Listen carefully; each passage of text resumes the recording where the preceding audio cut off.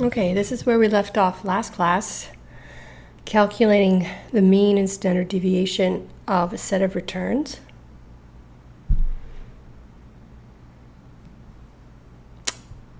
And now we're going to look at this for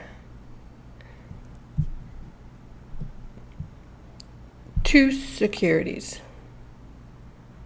So we're going to stick with looking at risky assets, and those are stock. So these are two assets. You think about them as asset A and asset B, or stock A and stock B. And I've presented things now in the form of ex ante data. So this is before the fact, and it appears as a distribution with two possible outcomes.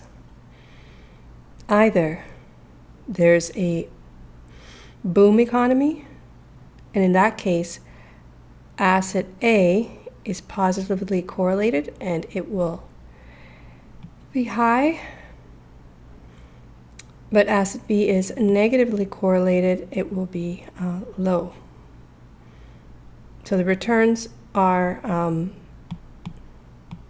negatively correlated in terms of how they are related to the economy. In the other state of the world is where there's a bust economy, and that happens with greater chance, 60%.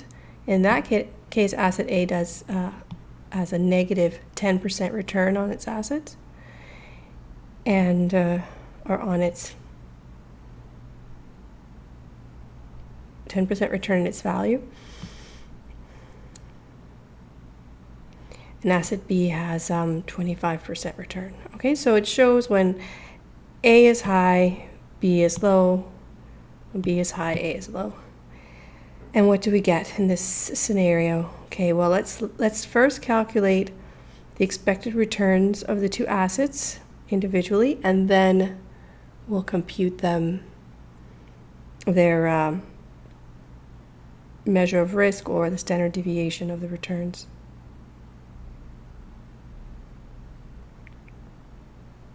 Returns to asset A, you see this is just the calculation of the expected returns as a weighted mean.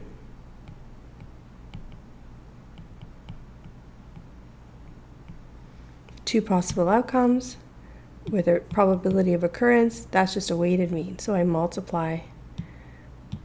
If you go back to the formula,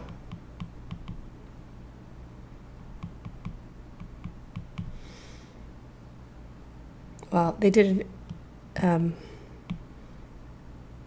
these notes. They put the PI first. Does it matter? No, it doesn't matter. It could be PI XI or XI PI. And you see, you get 6% returns for asset A, and you get 7% in return for asset B on average. So what about the standard deviation?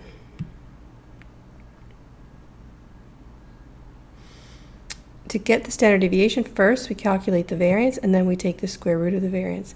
So you should practice making these calculations on your own.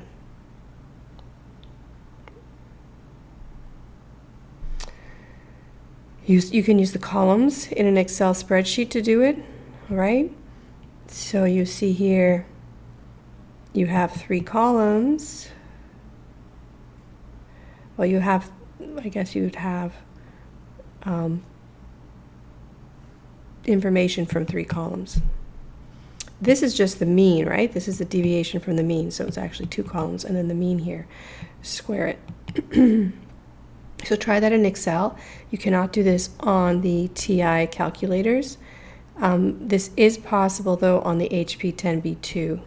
You can actually do weighted mean and variance on the HP 10B2. I'm thinking about using that as a calculator for next year because it went down significantly in price. So I get the variance, practice getting those, and then the standard deviation. And whereas the mean is a measure of return, the standard deviation is a measure of risk. And what do we see? How do we conclude, or how do we compare these assets? Which one should we hold? Those are the questions we can answer with these measures. So here it is. Asset A has 6% return with a standard deviation of 19.6. Asset B with 7% return and 22% measure of risk or standard deviation.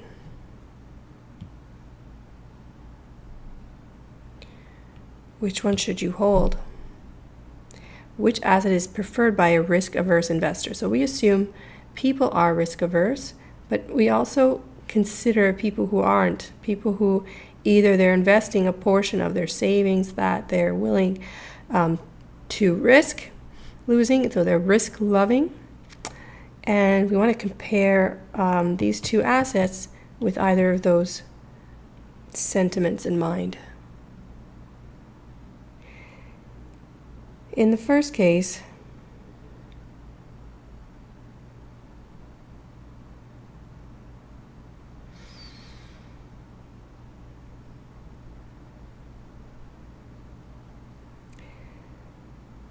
risk-averse investors, they're going to choose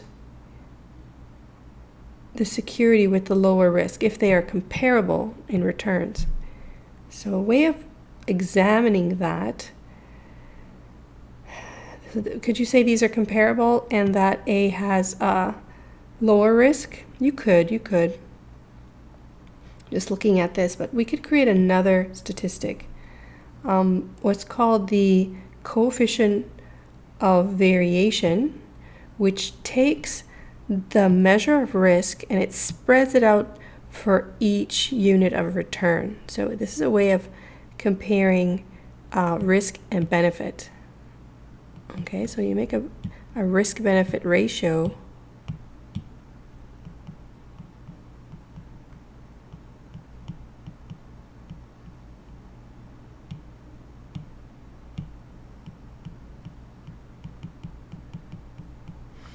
So this is a risk-benefit ratio, and because risk is on the top, we want the one with the lowest risk. That would be B. All right, so just looking at them alone, you need to know, in terms of 6%, this is the variation in the variable. So in a way, we want to put these numbers together as an index that we can compare to these values. And that's what the coefficient of variation gives us. So for every unit of return, the risk is 3.27. This is an index for security A. And for security B, it's 3.14.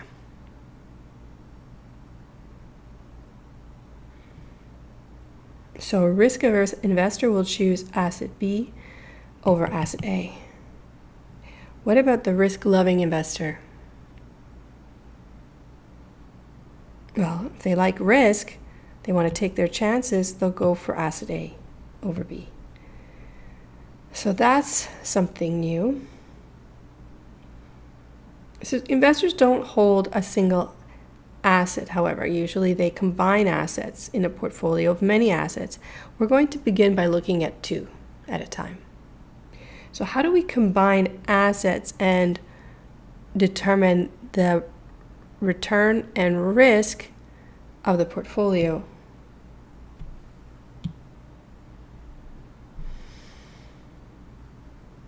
So we're going to take what we understand as so remember, when in finance, it's the same formulas from statistics, but I use R for returns, all right? So don't get thrown off by that. And rather than P for the probability, there's going to be weights in the general formula. So this is a general formula for the expected returns of portfolio P with N security. So my weight is going to be the proportion of the portfolio's initial value invested in security I.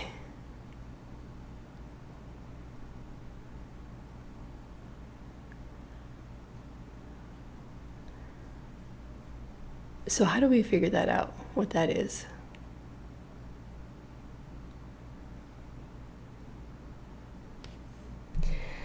So for example, let's say $1,000 was invested, 500, let's make it a little different. Let's say 600. 600 in security A and 400 in B. Then XA would be 0.6, which is 600 divided by 1,000. And XB would be 0.4, which is 400 by 1,000. And you see that these need to add to 1, right? The weights should sum to 1.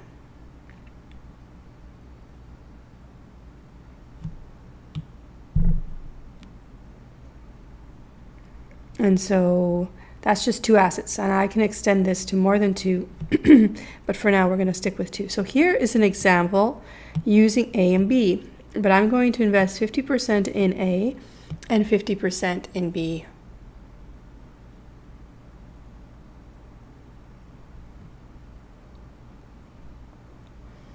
It doesn't describe how much was invested, but the weights are all I need.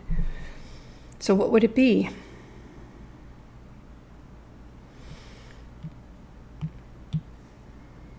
I'll use blue. So this would be 0.5 asset A's return. Let's remember that was it 6%, right? And B is 7%.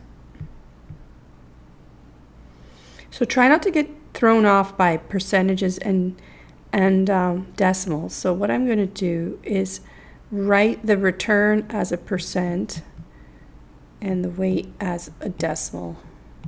Lots of percentages floating around. So really what you're getting is an average of 6 and 7, and I don't even need my calculator for that. I know that's 6.5%. What about now the standard deviation of this portfolio with 2 assets? So this is a measure of return, and you see it's because I evenly weighed the 2 assets, I just end up with an expected return that's halfway through, between their 2 returns. What about the variance now? So we didn't do this. This is new as well. Okay, so we didn't do this yet together. I just gave you formula for one security or one variable. What about a combination of variables A and B? So you should have learned in statistics about the rules of means and variances. If not, you're going to learn now.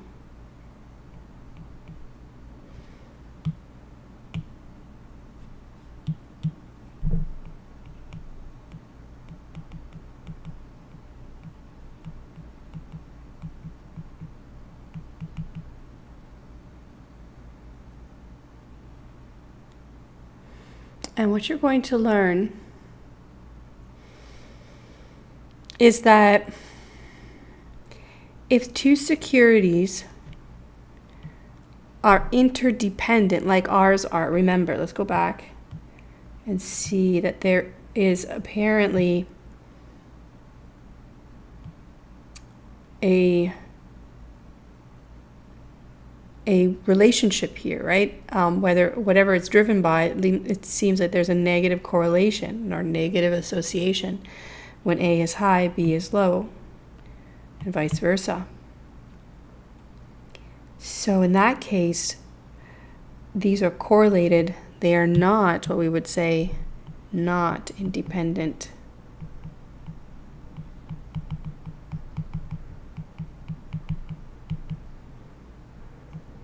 They are negatively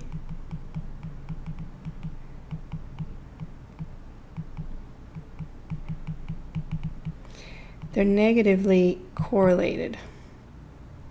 So because of that, the variance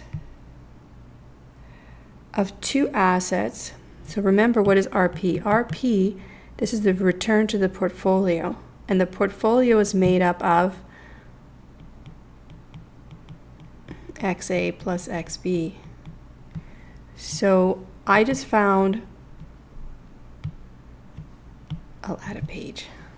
I just showed you that the expected return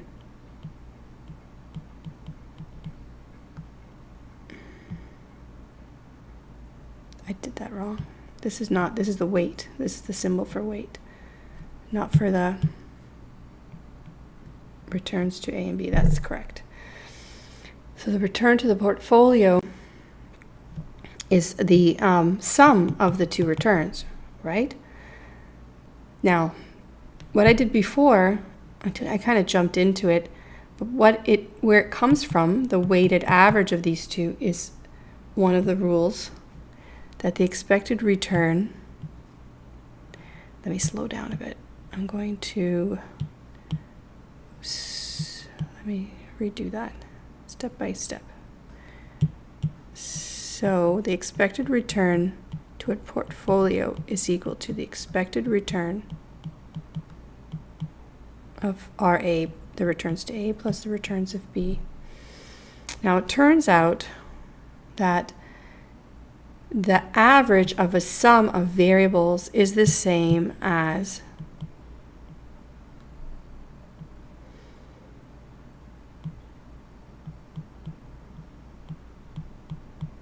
the sum of their means.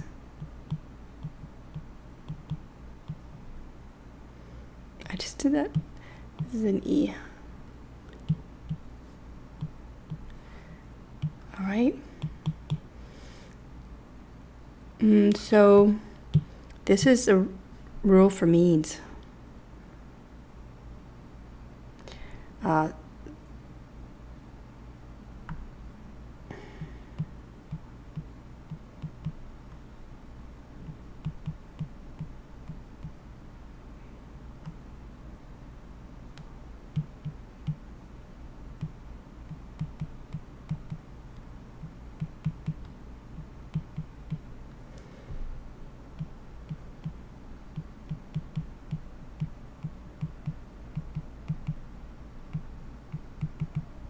This is the rule for mean of a sum of two variables.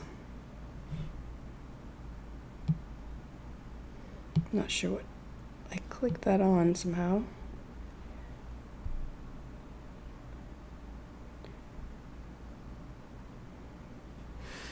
Oh, sorry, and you can't even see that. There you go.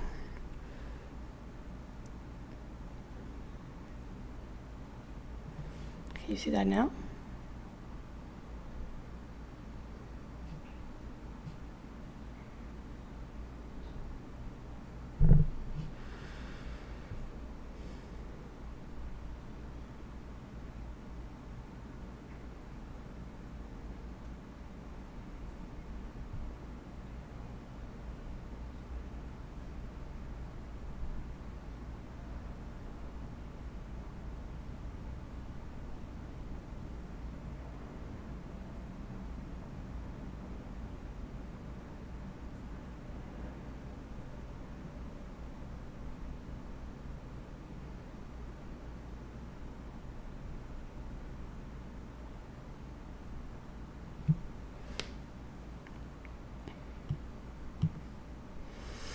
Okay, so this is a rule for mean of a sum of two variables.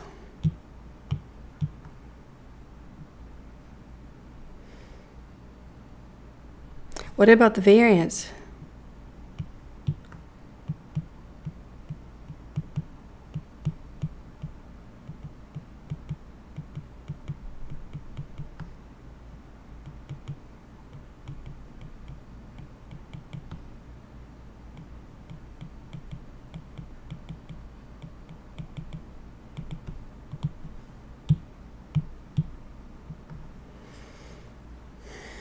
What would be the rule?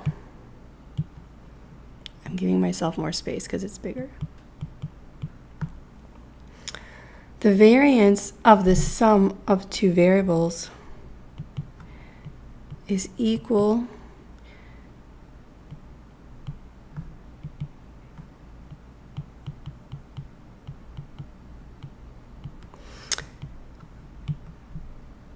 So notice that for the mean, it was just, so the mean of the sum of two variables is just the sum of their means.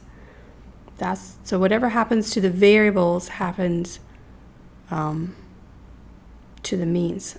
So the mean becomes just the sum of the two means, just like all the values get summed to create a new variable RP. In terms of the variance,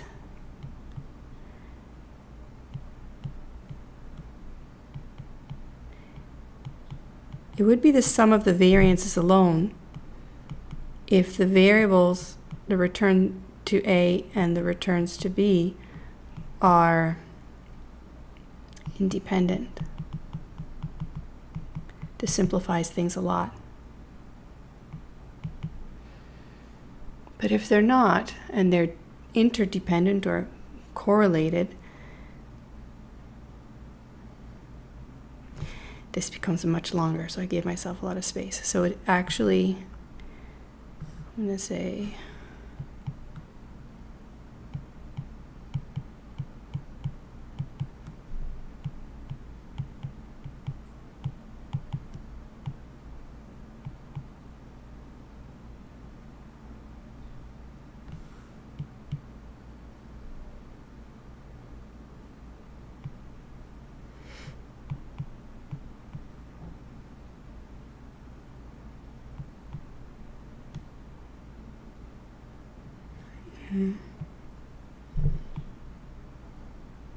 no. I'm giving you the different form of the function.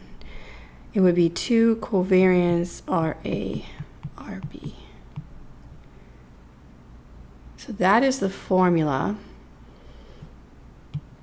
I would have to add this extra term. Now, if the variables are negatively correlated, this portion ends up being negative.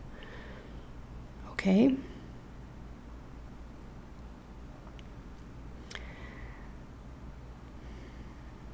Now you may or may not have learned this. What I'm going to do is show you how we derive this. So, because this is just for two variables, what if there are more than two variables? What would happen? So it involves considering the return. So I'll do it in a simpler case, and then I'll do it more complex case.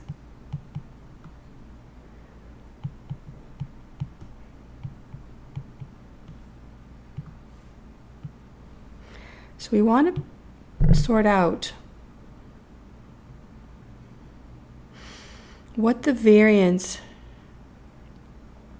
of a combination of the returns will be. So I need to consider the returns in tandem. I need to consider A's returns with A, covariance of RA, so I take as first the one in the row, so it's like a matrix.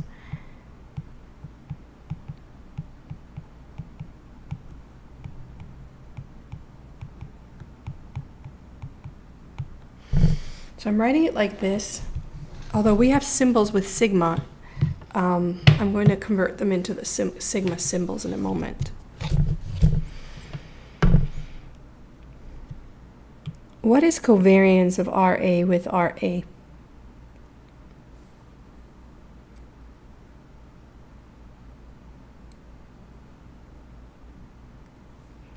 So what is covariance? Let's go back. So covariance, if we just think of, remember x and y, so let's go back to the simpler case, and that would have been calculated like this.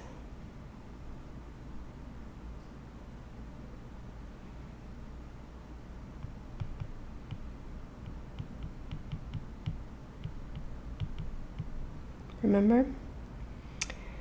What about covariance of x with x? That would look like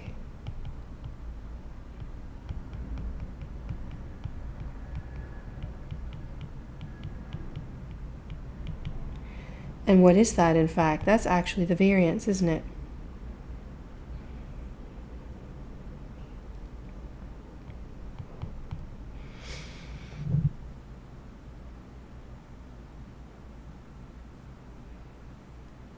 So when I consider the returns, the covariance of the returns with itself, that's really just the variance. Now in Greek letters, because I'm talking about ex ante data and a distribution, this is actually like that. Oh, let me use a different color. I'll just use the black. So this is actually the variance. And the same over here. And so what are these? These are covariances. This is covariance of A. So I write it as a Greek letter sigma, A and B. So there are two of them, and these are the contributions to the randomness or the volatility or variability of the return to the portfolio, considering the contribution of the two, the volatility between the two variables. So that's where the 2 comes from. So I'm going to convert this into the symbols of the Greek letters. Usually we use these symbols more generally, but because we have ex ante data and a distribution, I can use the Greek letters because that's representative of the population. So what do I get out of this? Again, in black, I can write that this would be, it would be sigma squared A plus sigma squared B if they're independent, but if they're not, so more generally speaking,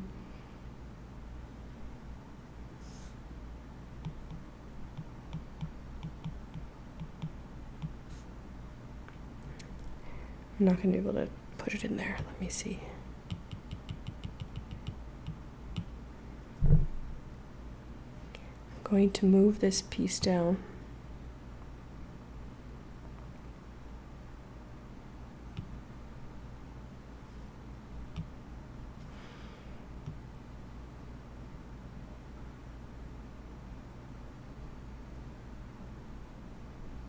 That worked.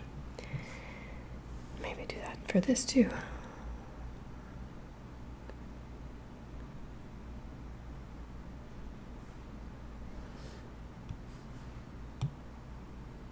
Does need a little space.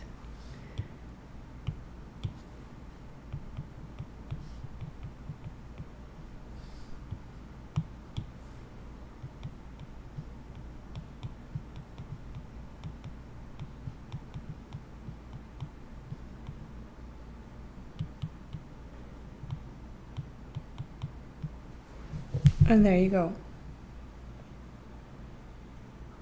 Okay, so that extra term arises considering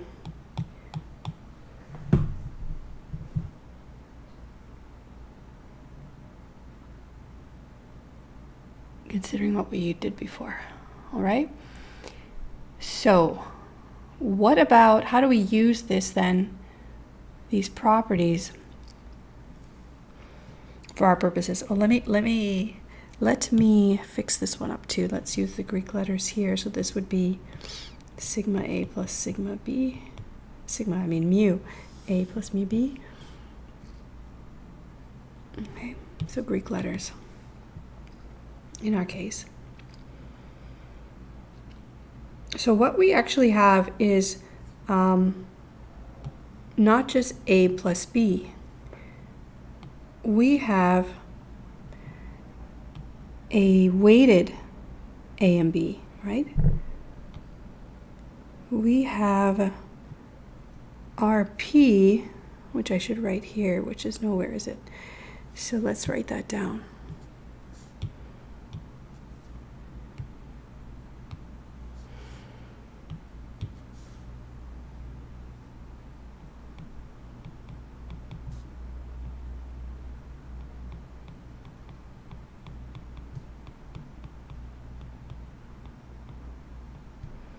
So I'm putting a combination of A and B together in a way that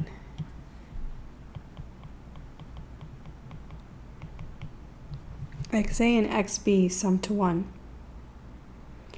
So even though I started making my writing my rules for this, the fact is we're going to have weights in front. Fractions of it, of A and B, not just A and B summed together. So what I want to do here, let's make a note.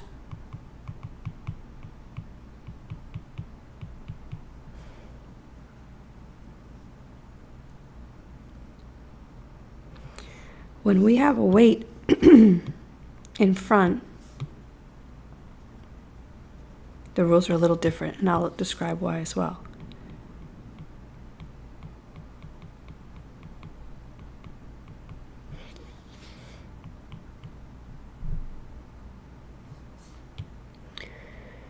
We're going to, for variance, so for mean,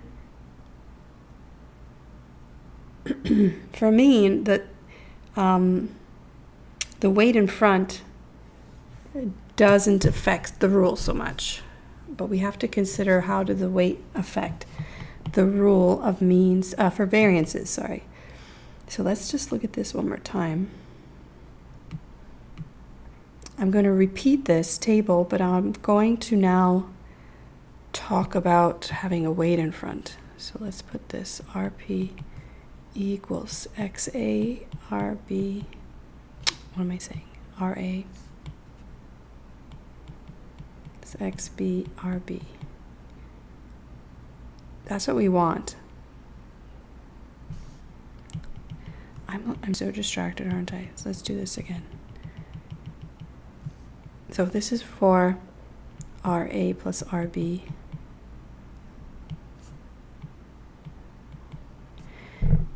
But later, we're going to do this for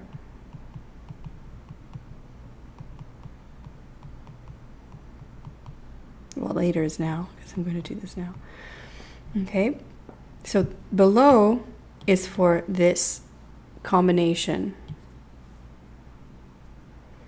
Let me combine all this together.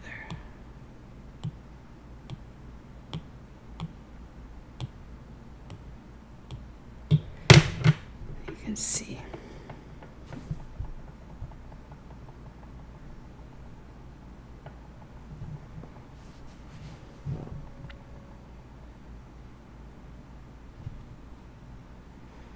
All right, so that is, you could take a screenshot of that. That is for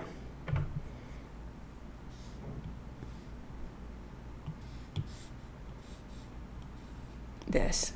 But what if RP is a combination, a linear combination of returns A and B? So that's what we're going to do next.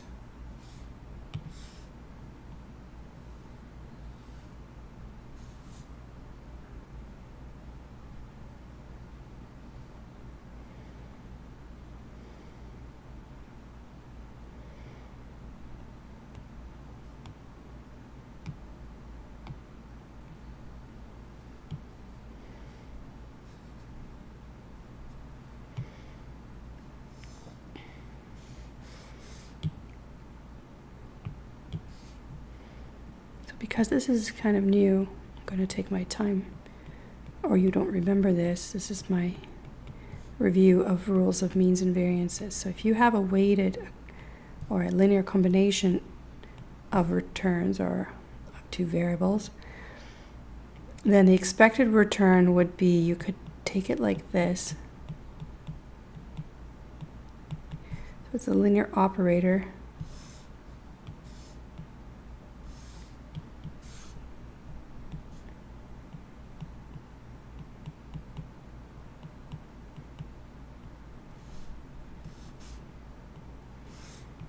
So the sum of the weighted sum of two variables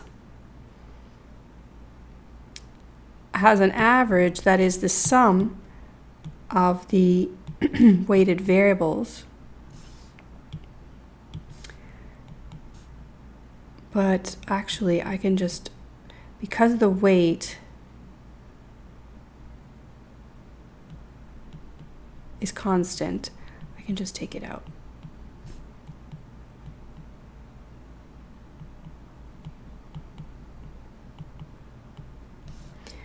So in fact, in Greek letters, I could write this as mu p. So the mean of the portfolio is equal to XA, the mean of A, plus XB, the mean of B. So basically the weights come out. They just sit outside because A and B are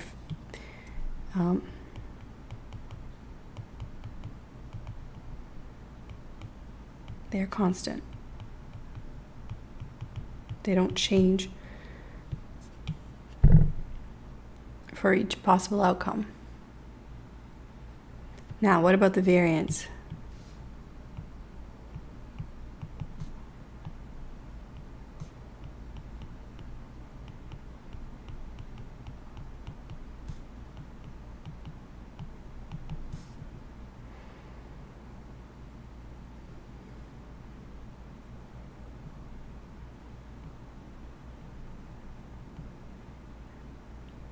Can I just split it up?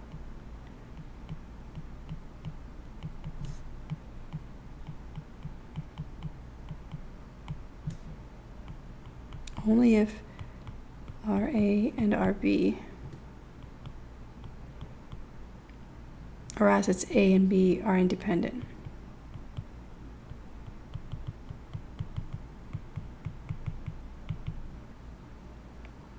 Otherwise, there's that extra term. So let's do this in general. I'm going to make the matrix.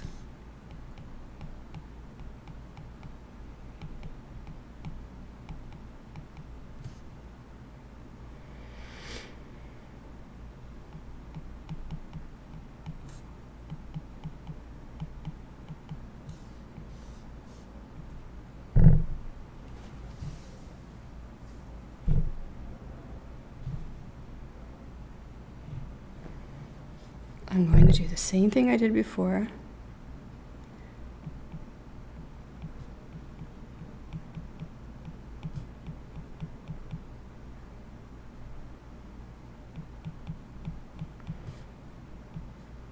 Consider them in turn.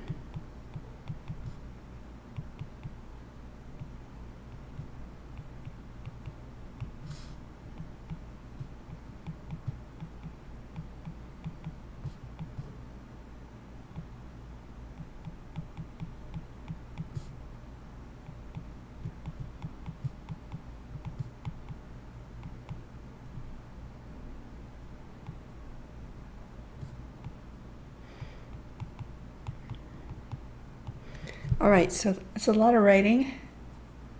What would the covariance be if there's a scalar in front of each of those?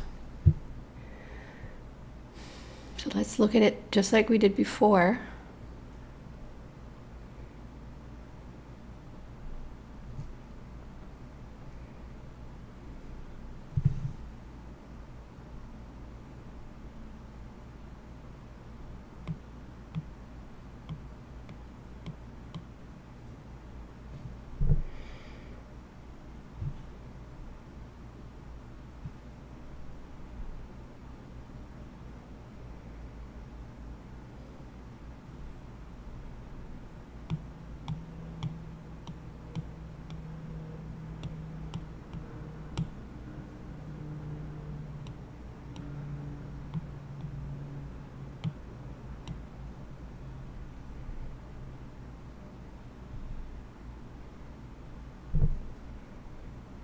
So I'm going to think about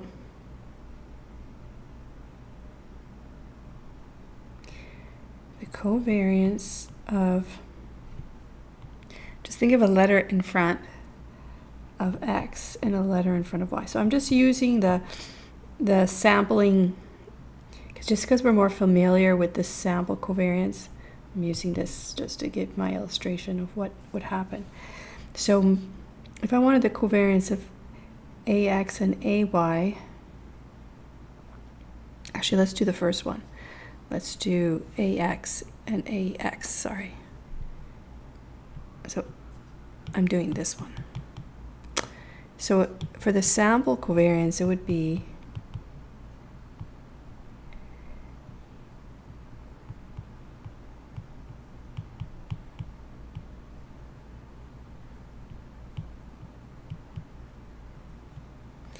out of space. I need to move it a little more over.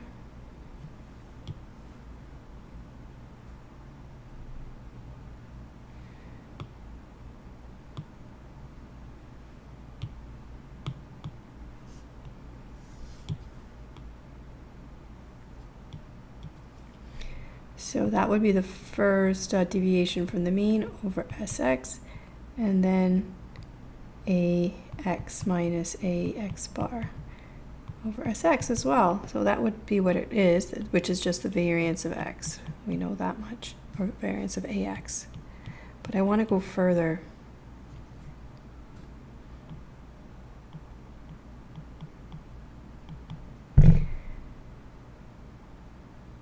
I want to show you that if I pull out the A, if I factor out the A here and I factor out the A here, how many A's do I have? I got an A here and I got an A here, so that's A squared. So I have A squared, and then what remains is the variance. Right?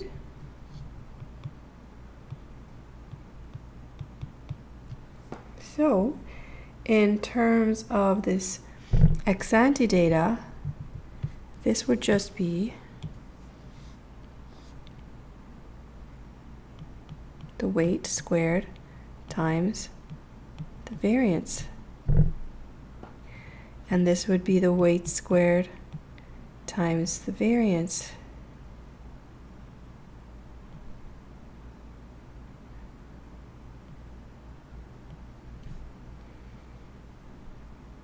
And so, because of what I've explained here, this also simplifies, doesn't it? Let's move this over. This becomes, and I'm going to repeat if they're dependent, this actually looks like XA squared sigma A squared plus XB squared sigma B squared if they're independent.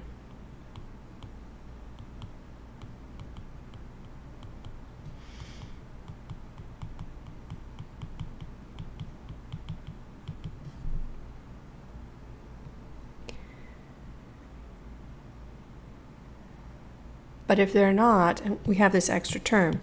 So what would the term become? This term would be, notice it doesn't matter if it's B with A or A with B, those are the same, right? Because of the function, it doesn't matter which one comes first. They're multiplicative. When you multiply terms, it doesn't matter the order. So this will become XA, XB, covariance AB. No square on it, right? XA, XB, covariance AB. And that is the general rule. So in general, sigma of a portfolio is equal to the variance of the sum, the weighted sum,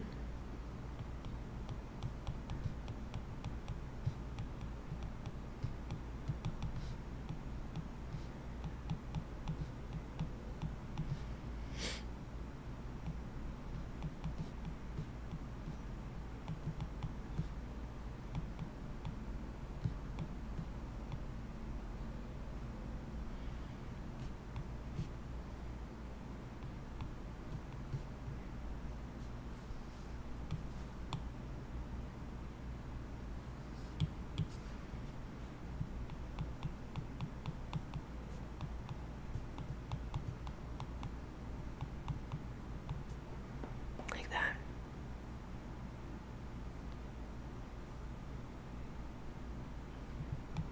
So this is XA squared sigma A squared plus xb squared sigma b squared plus 2xa xb sigma a b. There you go. So that's where it comes from. So review that if in doubt.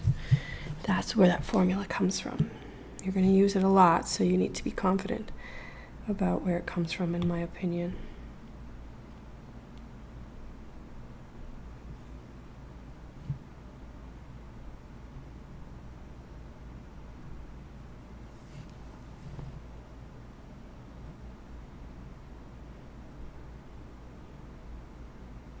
You can screenshot that. All right. So now, back to the notes.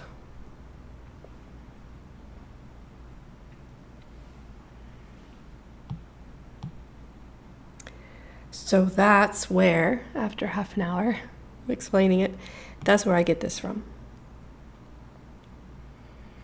So it depends on me calculating this, the covariance. The covariance is this, remember? The weighted variance, the weighted covariance.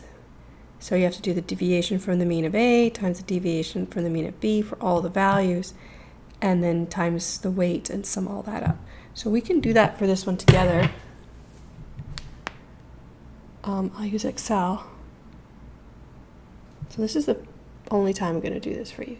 Just follow this example in the future. So we're going to do that with the two, the weights that we have. Let me see that. I have some space to do that in. Okay, let me recall the data. I'll put this into Excel.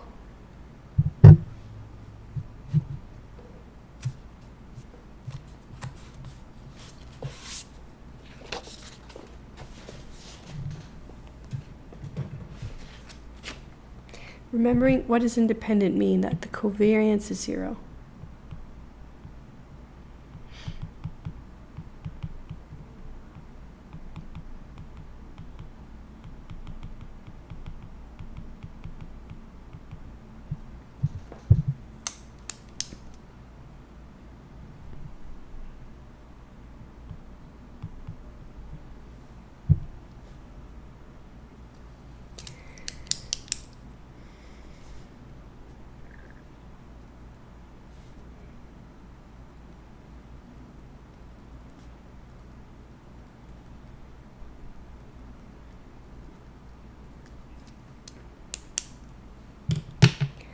All right.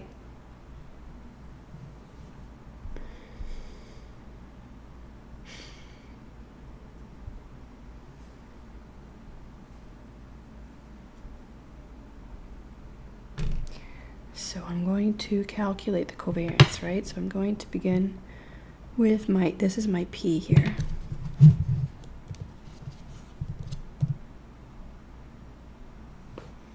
Which is 0.4 and 0.6.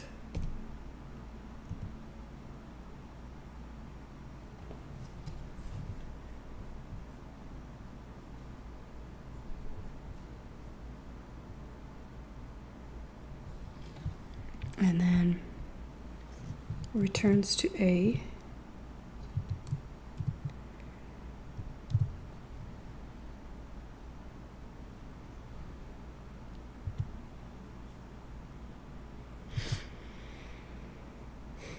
Bear with me because I don't know how to make this smaller. Let's see if I can. This is my iPad's Excel, and I didn't practice enough on this. I apologize. So I'll just put RA. You guys know what it is.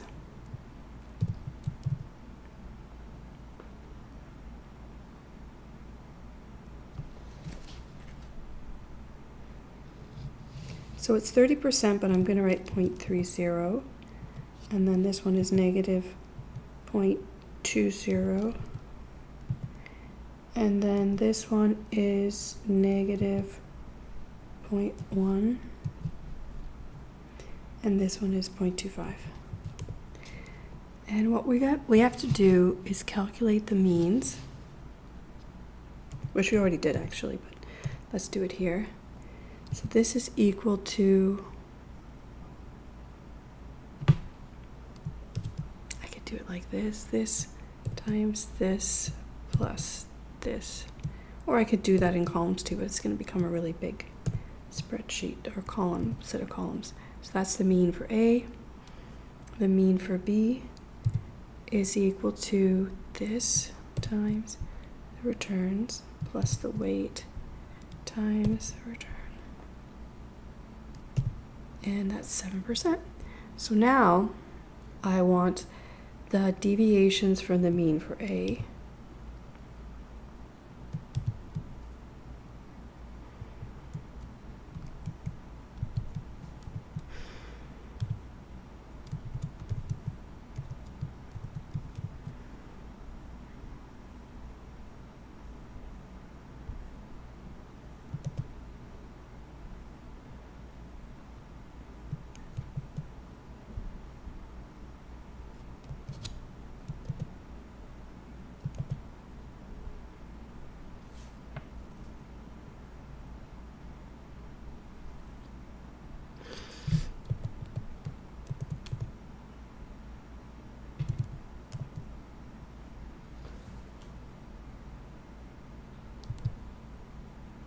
So I do this by RA minus the mean. I'll just write the number out because it's easy enough. And then RA minus the mean. Otherwise you have to use the reference $ symbol so that if you had more rows, you would use the reference $ symbol and then drag down to get the values. But I'm just going to do it like this. RB minus 0.07, because there's only two rows, so it's easy. And then equals RB minus 0.07. So those are my deviations from the mean. Now I want to multiply them.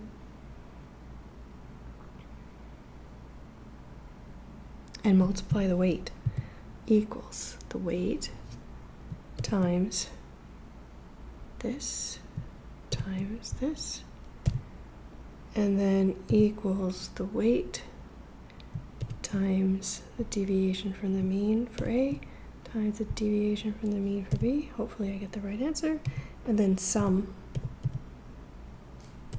these two.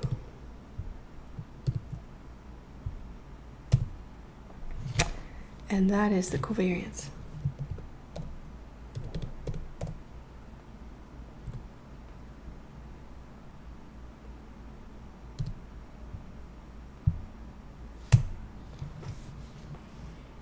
Let's go back to our notes and make sure that's right.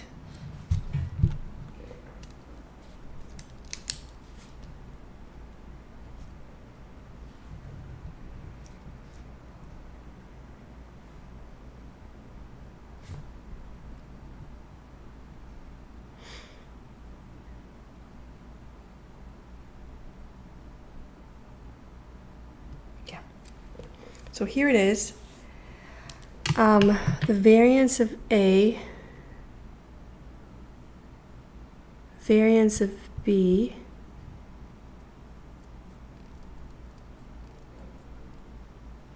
and then we combine them using the formula to get the variance of the return to the portfolio. There you go. So you need to practice that. You need to practice putting that together.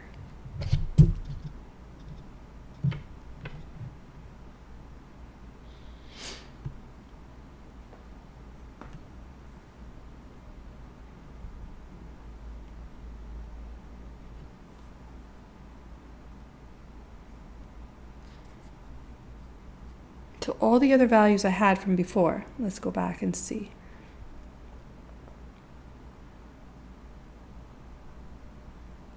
Remember, I have the returns to A and the variance. Sorry, this is the standard deviation. So I would have to square that to get the variance, right? So that would be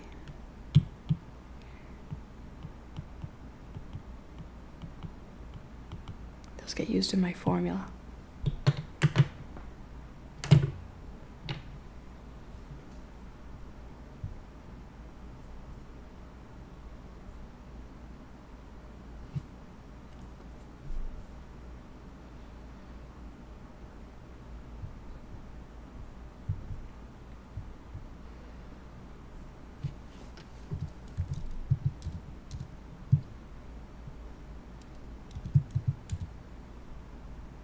So the variance is, if you square that, it's 0.03. And notice you do not write it as a percentage because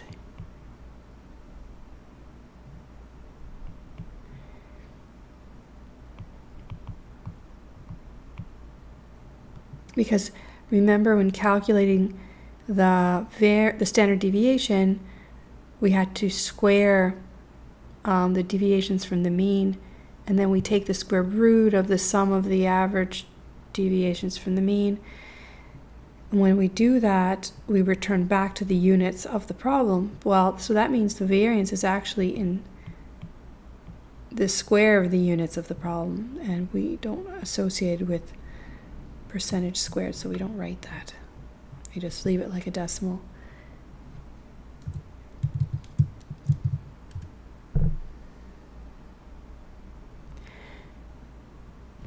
And what about 0.22 squared?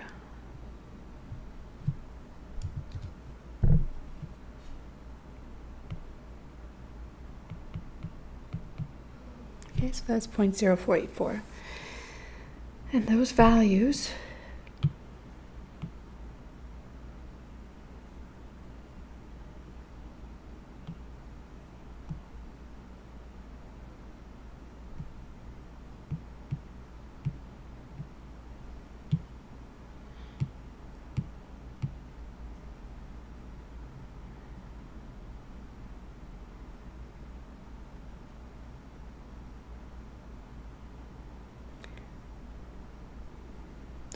are put in here.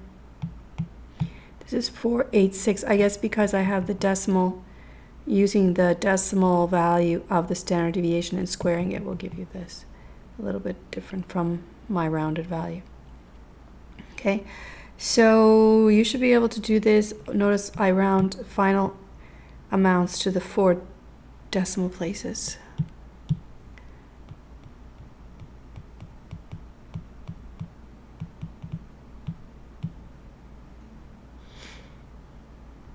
But no intermediate, otherwise no intermediate rounding.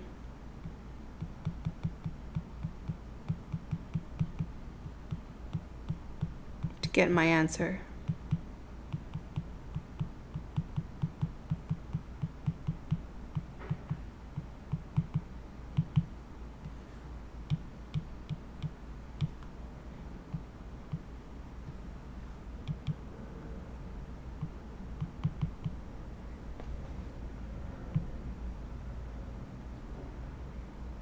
So what do we find? We find that the variance is actually very small. Remember the variance, well, in the standard deviation, that's the number of interest. It was for A, let's grab those numbers one more time to lay this side by side. So let's take these with us.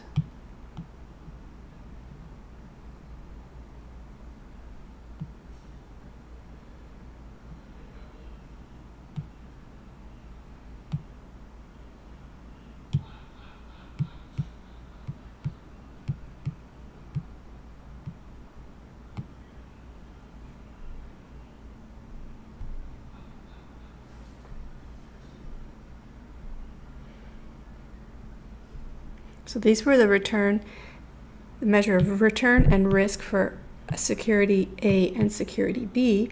And now what do we have? We got a expected return of 6.5.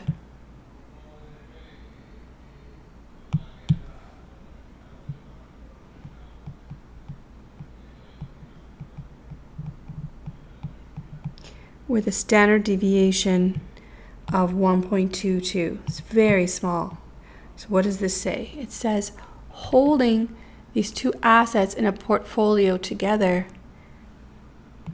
has much lower risk than holding either of them individually.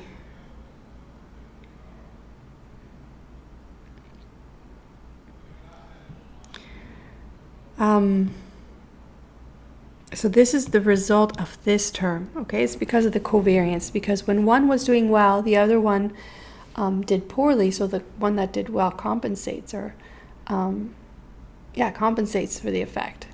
This is an example of diversification in action. So by diversifying, you hedge against the risk of the poor state of the economy, or poor state of the returns on your asset. You hedge against that by holding a negatively correlated asset. So this is an example of diversification.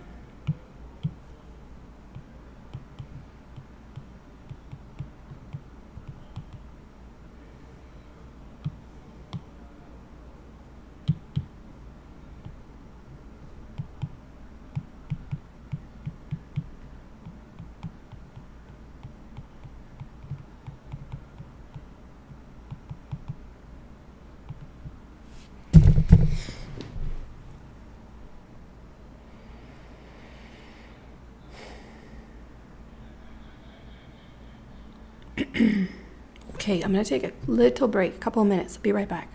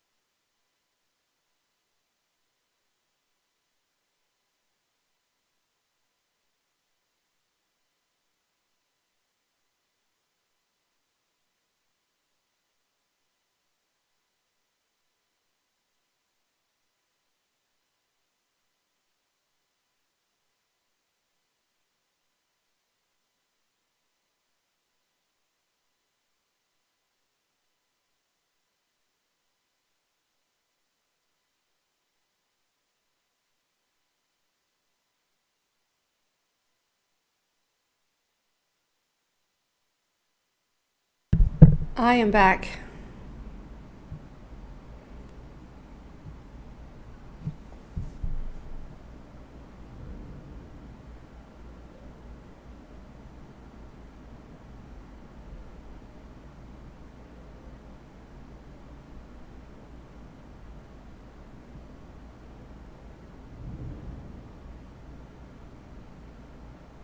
Sorry.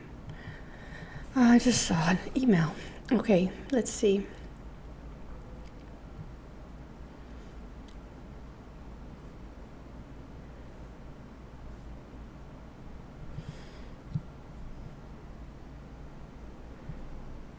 Where did I get the 0.5? Sorry, Swan, which 0.5?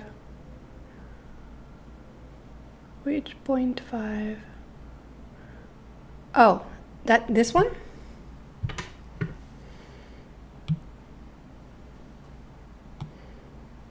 This one here. That was a given. That was way back here. This.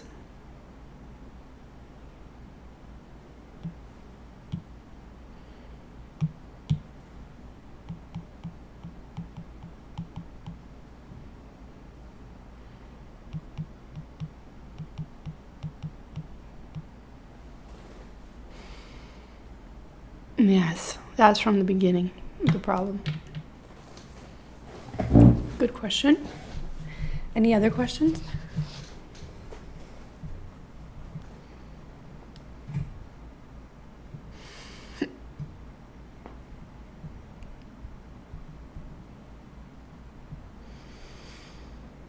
All right.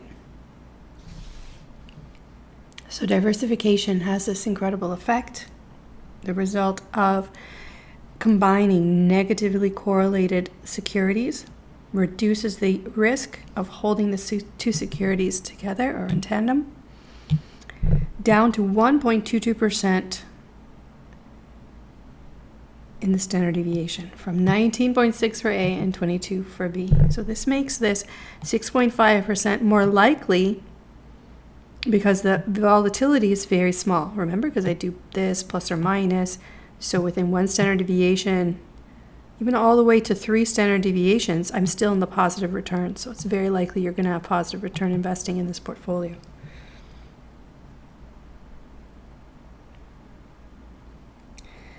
Okay, so what's this all about? So this is my symbol. I think, did I fix this? This is the symbol here for what I did, the matrix.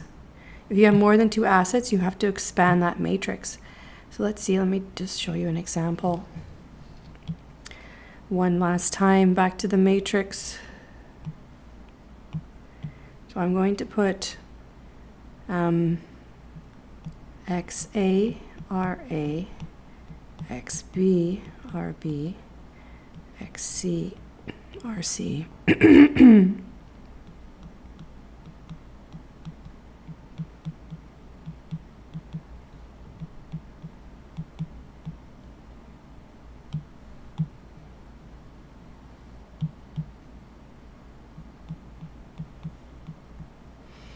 And I think about how they interrelate.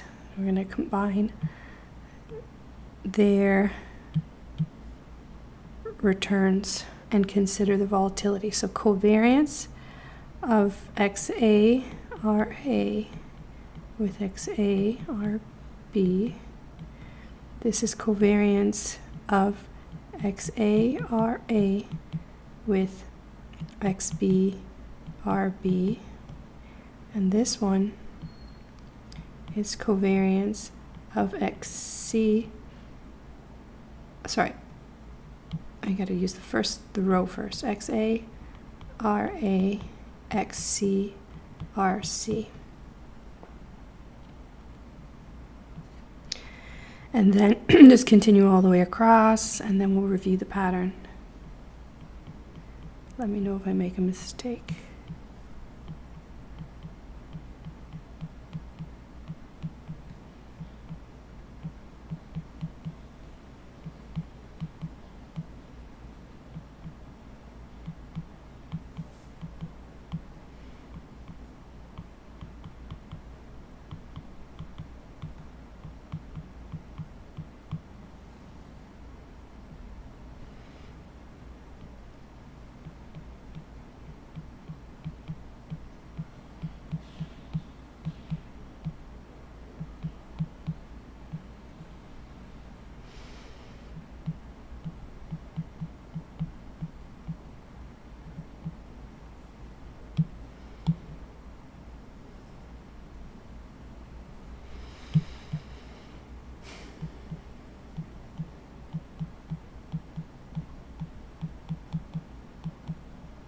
Always the row first.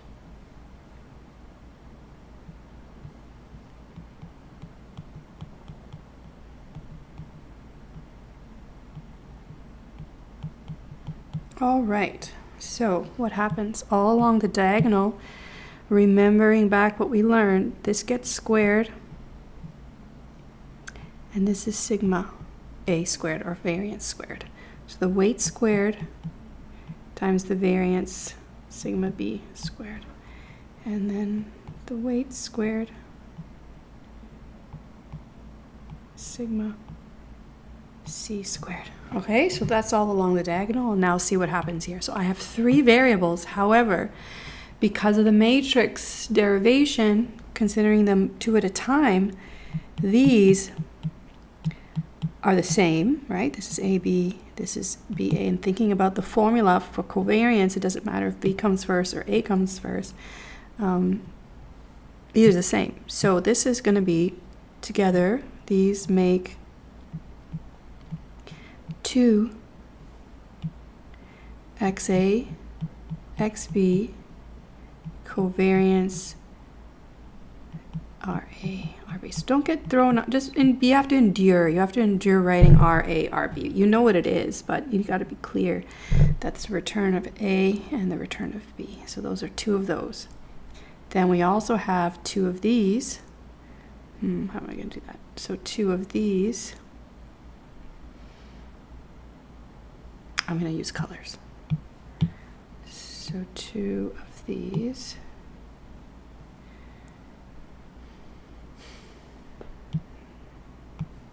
And that's going to be 2 XA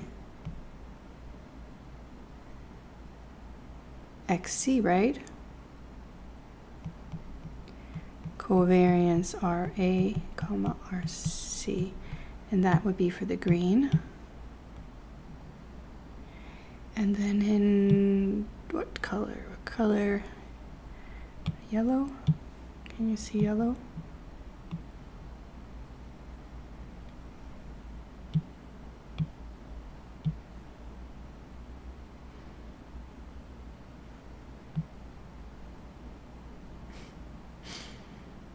And then in yellow, there's going to be two of these. Two. So you're just using all combinations. XA, XC, no, XB, sorry. XB and C.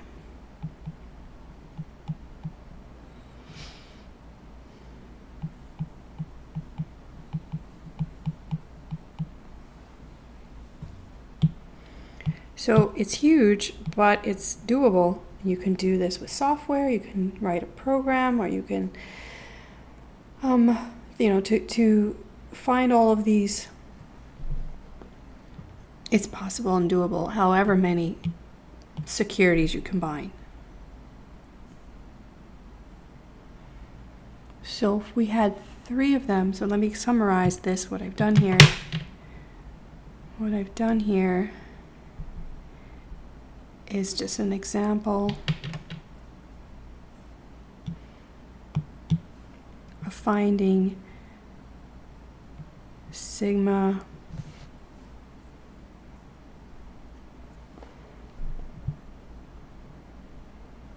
of a portfolio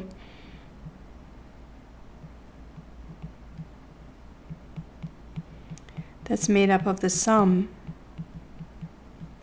again, a linear combination,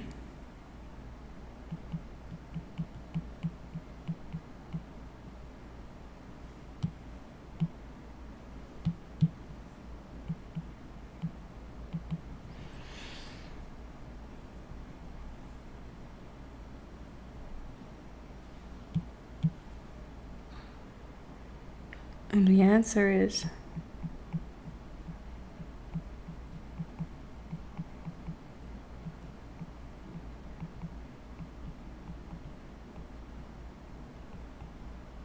one more.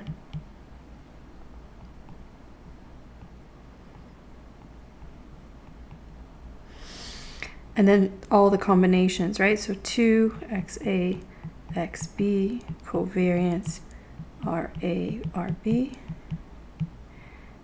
plus 2XA XC covariance RA RC plus 2XB XC covariance RA RC RB or C. And let me make that all on one page. You can take a screenshot if you like. That's how you do it for 3 variables at a time. Hola, Victor.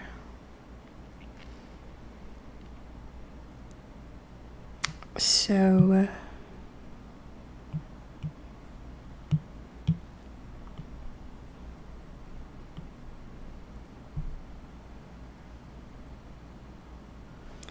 I did something wrong here, didn't I? This is a C. Any more typos you see? A C. So that's how you would deal with 3 variables. And then I can make it for 4 variables, okay? In the same way. But remembering, I think the main point I want to make is as many variables as you have, the combination is in pairs of 2. So you have to think of all combinations of the 2. Where order doesn't matter. It doesn't matter if I put A or B first. Or A or C or B or C.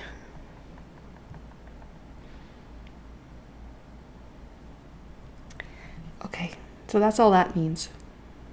It says make the matrix. All right, so what's the conclusion here? So we've seen an example of the effect of diversification on portfolio risk. Combining the 2 in a portfolio is better than holding either of them on average, where the variance of holding them together is so small compared to the average volatility, if you want to think of it that way. So this means that by combining assets A and B into portfolio P, we eliminate some risk, mainly due to the covariance term. Diversification is the strategy by which you reduce risk by spreading the portfolio across many investments. But be clear, there are 2 types of risk. So I've just showed you the unsystematic risk that can be diversified away, but you can do your best to deal with the unsystematic risk. There remains a systematic risk. Now, this was described in many studies financial economists presented to show that no matter how your portfolio was chosen, at some point there was no benefit to diversification. So one classic study was done to show if you randomly, so not with any particular rationale, just randomly choosing from among securities, and this can be done by computer, right? You can randomize among thousands of assets, and choosing 2 in a portfolio, or 1 in a portfolio, 2, 3, 4, 5, 10 in a portfolio. So you randomize up to 20, 30 in a portfolio, 40. So they did this. They went in and did a random sample of however many they wanted. And they would repeat those samples. So they would repeatedly sample just 1 and calculate the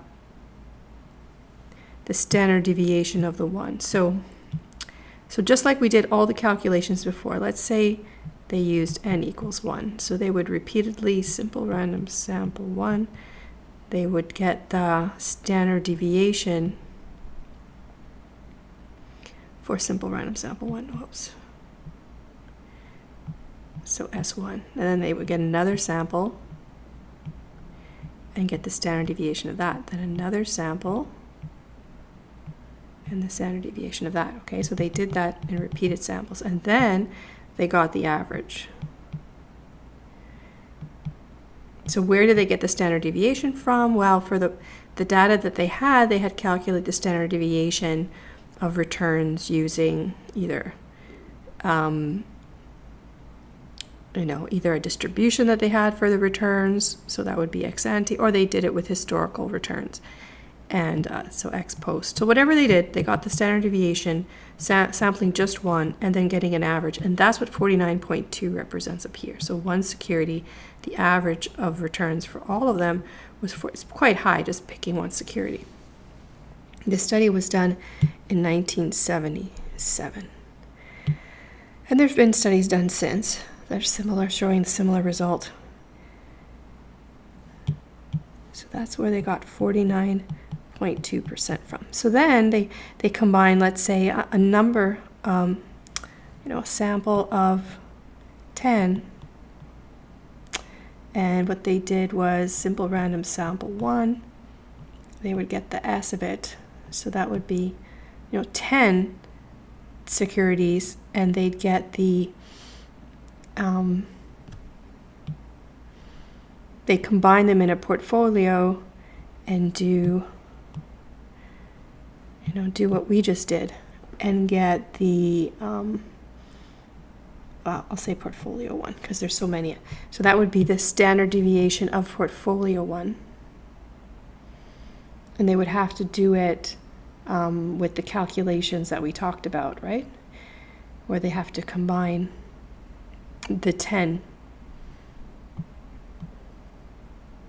They'd have to find the formula for the 10 and use this formula to derive the variance of the 10. Okay, so it's quite involved, but it's doable. This is doable.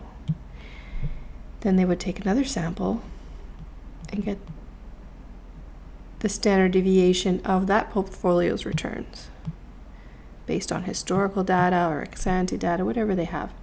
And then they do it again and again and again. And the average they got of all those was 23.9.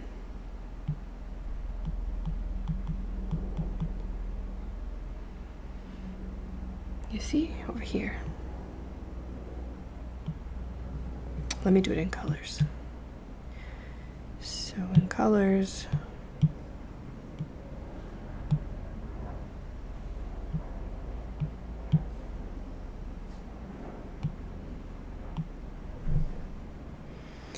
and they kept doing this, and they did this. This could be programmed, like I said.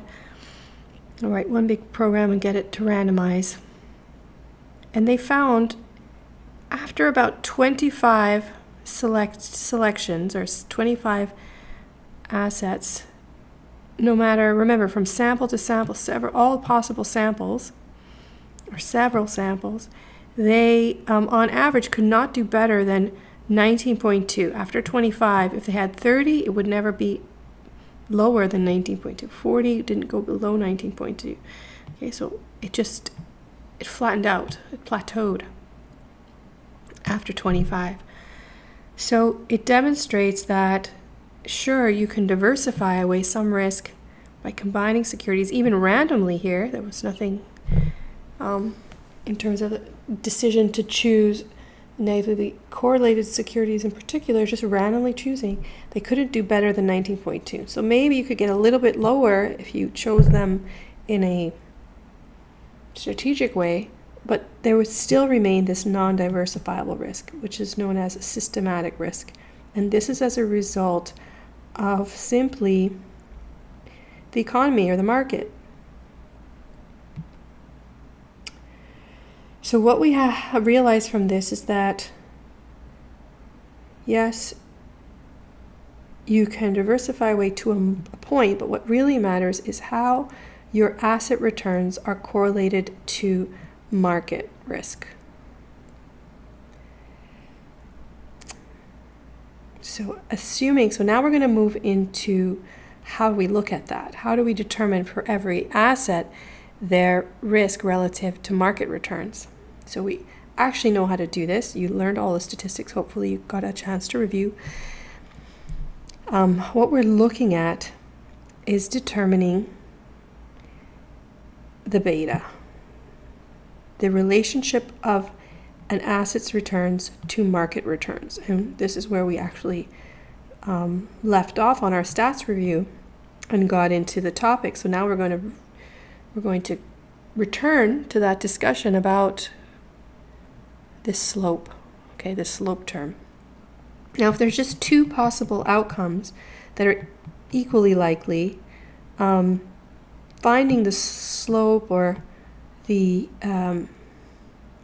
measure of the sensitivity of BCE's returns to the market returns is just a matter of really calculating the linear slope. So that's just making a calculation of the change in y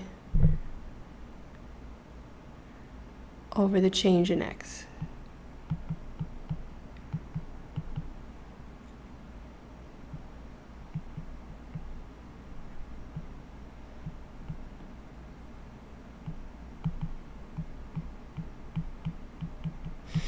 I'm sorry, Sergio, what returns are you referring to?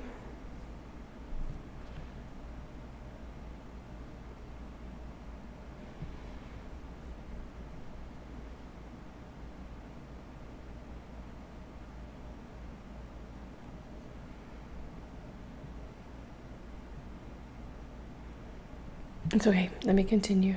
You put your question up there. All right, so all I'm done here is calculate the mean. I didn't have to do regression, but just to make a simple example using his, this is ex ante data.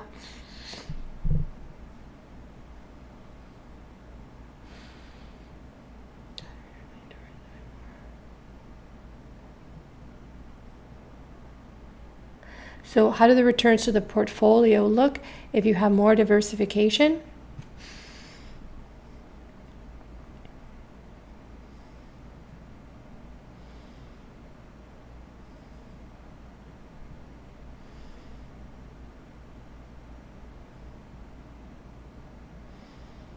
So remembering, let's see if I can attempt to answer that.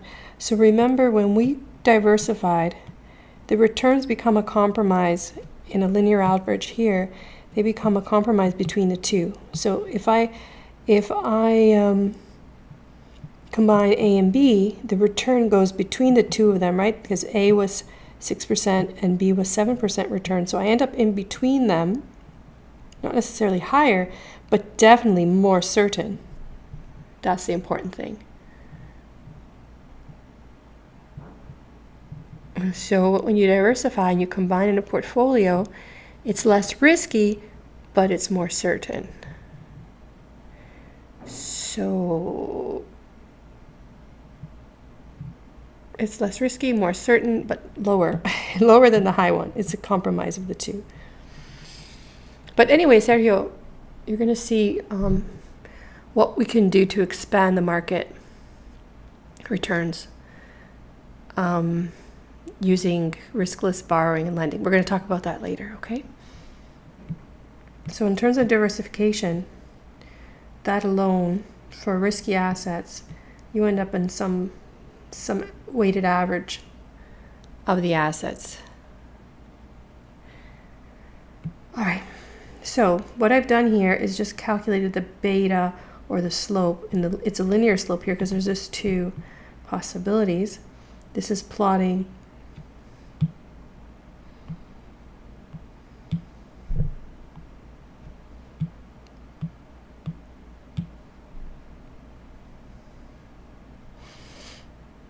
the two outcomes and what we found.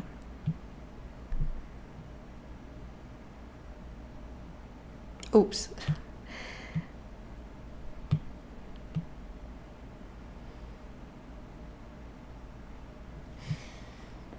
Is the slope of the line. Now in reality, we don't just look at two, right? But let's just look at this for an example. So what do we get? We found that the slope is equal to 2.5, making this calculation. Let's actually make the calculation together. So in this case, this is just the good year. So 0.26 minus negative 0.04.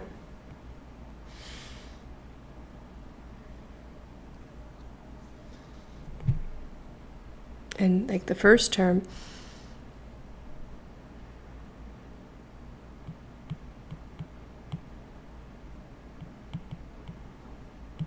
okay, so it's we're going to take the change, it's the change in y over change in x. Remember, I told you that we always plot markets on the horizontal so as to imply that the returns to the security is influenced by, so it's regressed on, or it's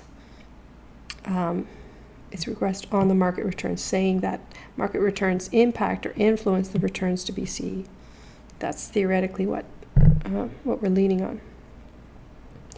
And so when we calculate this, you find that this is 2.5. I take the y, so I start here and here, good minus bad, and then the x's on the bottom, here and here. And you get 2.5. What does it mean? How do we interpret that? Again, with the y over x. So a 1 unit change in the market returns results in 2.5 units change in BCE. So what are the changes? So it's 1% return in the market returns results in 2.5% returns for BCE. And we have to be aware that this line continues negatively as well. So it could also mean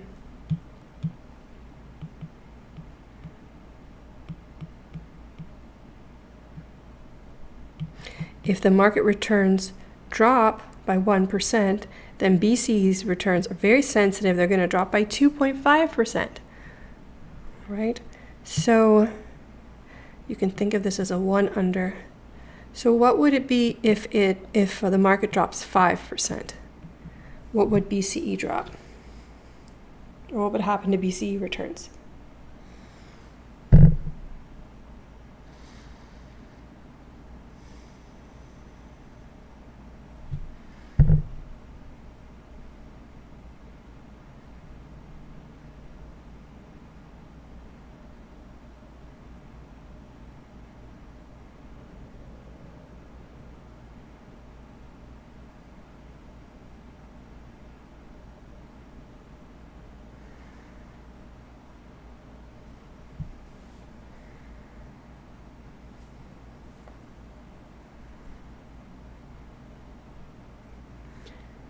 Right, so what did you do? You just multiplied, right, by 5 here. So 5 times that is negative 12.5. All right, so that's a ratio. So then you interpret using the units of the problem. And here's the conclusion. So in this example, there was a positive correlation or covariance between BCE and the market, which is good in the good times, but pretty bad in the bad times. So it was a huge hit, 12.5%. Okay, so that's what denotes, or that's what conveys it's risky.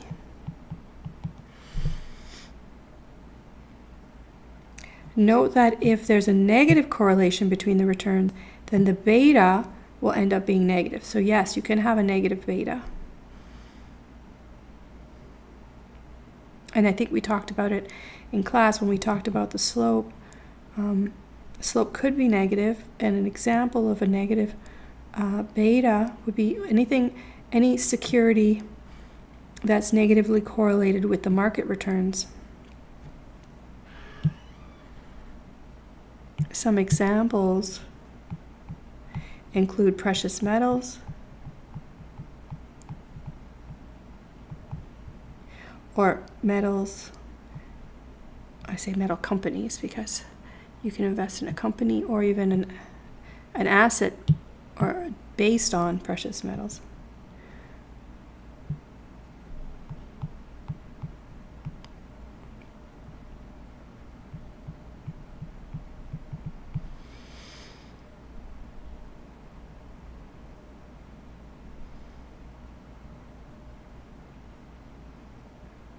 Okay, and I would even say crypto, but I'm not going to write it down. But yeah, that would be negatively correlated. When the market does poorly, people run to security or historical security as in precious metals, for example, gold. I guess I could write it, but anyway, that'll be good enough for now.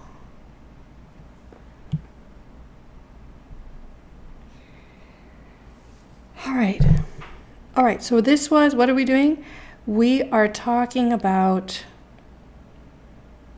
systematic risk measured for each asset by its sensitivity, its return sensitivity to market returns. So its measure, the systematic risk measure would be the beta of each asset. Now you can calculate betas. I gave you exercises to start doing that, even though you didn't know exactly what it was for, but you can do that. Okay, now I'm gonna get, I hope I don't lose you, but okay, so this was just for 2, but what if, in fact, in general, we put market returns here and we put asset returns here. So asset I.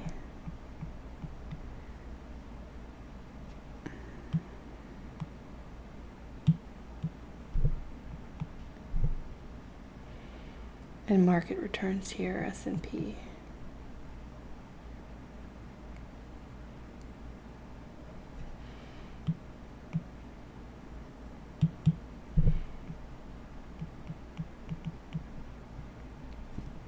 And there's not just 2.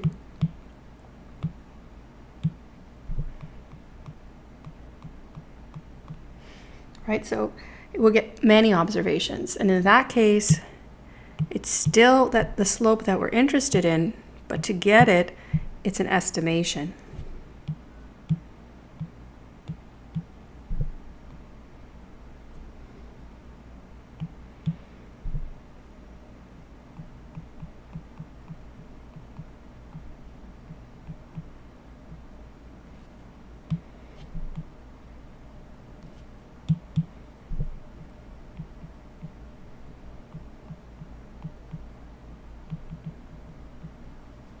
So the slope comes from the regression, the linear prediction line.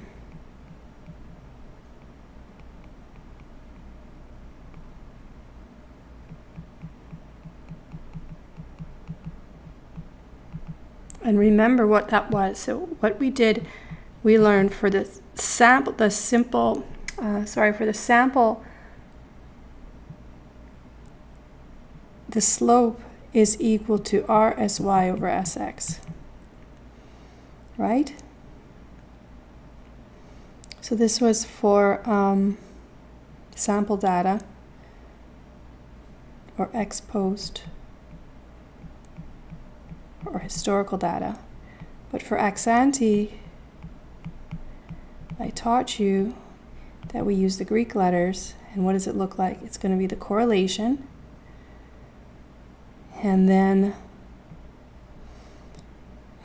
sigma of the y variables, that'll be sigma I, and this will be sigma m.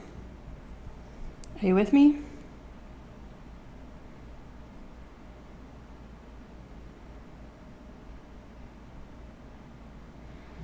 So if it's ex post, let's write this a little better.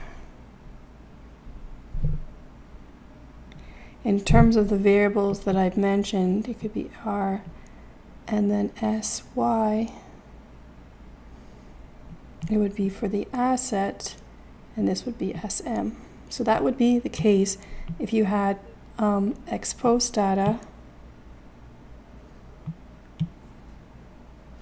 If you have ex ante data, you calculate it like this. Any questions so far?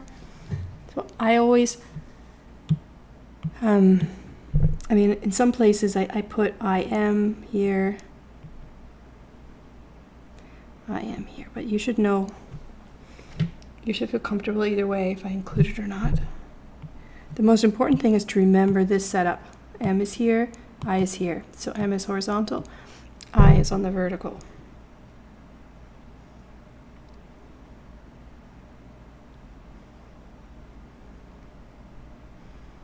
Now, last time I talked about this in the formula sheets, I mentioned there's another way to write this.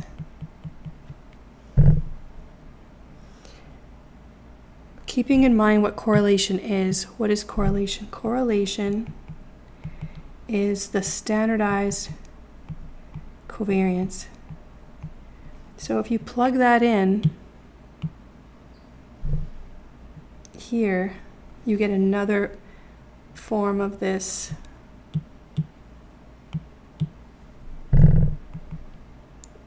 Another formula for this beta.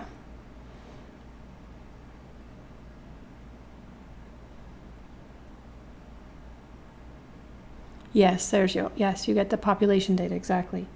You get a distribution that was determined looking at historical data, looking at fundamentals, looking at technical analysis of the stock, all this information put together to derive a distribution. Looking at the industry in question. So if I put those there, this is sigma I m over sigma I. Stay with me. I'm just recopying. And finally, I can cancel these two. And it is, what is beta? Beta is the covariance over the variance of the market return. So it shows how for every unit of volatility in the market, the covariance between the asset returns with the market returns, or the measure and the fraction per unit change in the market returns variance. All right, so those are two formulas for beta. We have this one, and I'm going to rewrite it.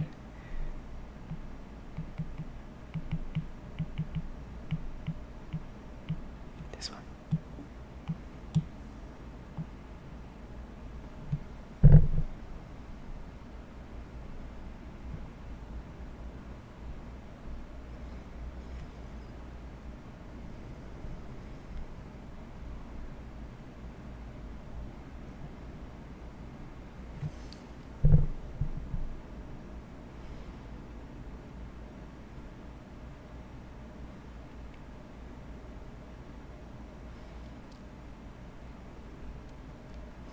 So I always appeal to what you learn in statistics, and if you didn't learn this in statistics, or if you didn't learn statistics, just learn what I'm teaching you now, okay? All right, so what next? So we're talking about the unique risk inherent in an asset as it relates to market returns. So remembering a market portfolio is a portfolio of all assets in the economy. Okay, so sorry, if you learned this in 3106, you would know that, but if you didn't, or you don't remember, what we're going to define a market portfolio as a portfolio of all assets in the economy. So they're all assets in relative proportion to their market cap in the economy. So how many relative to the size of the market.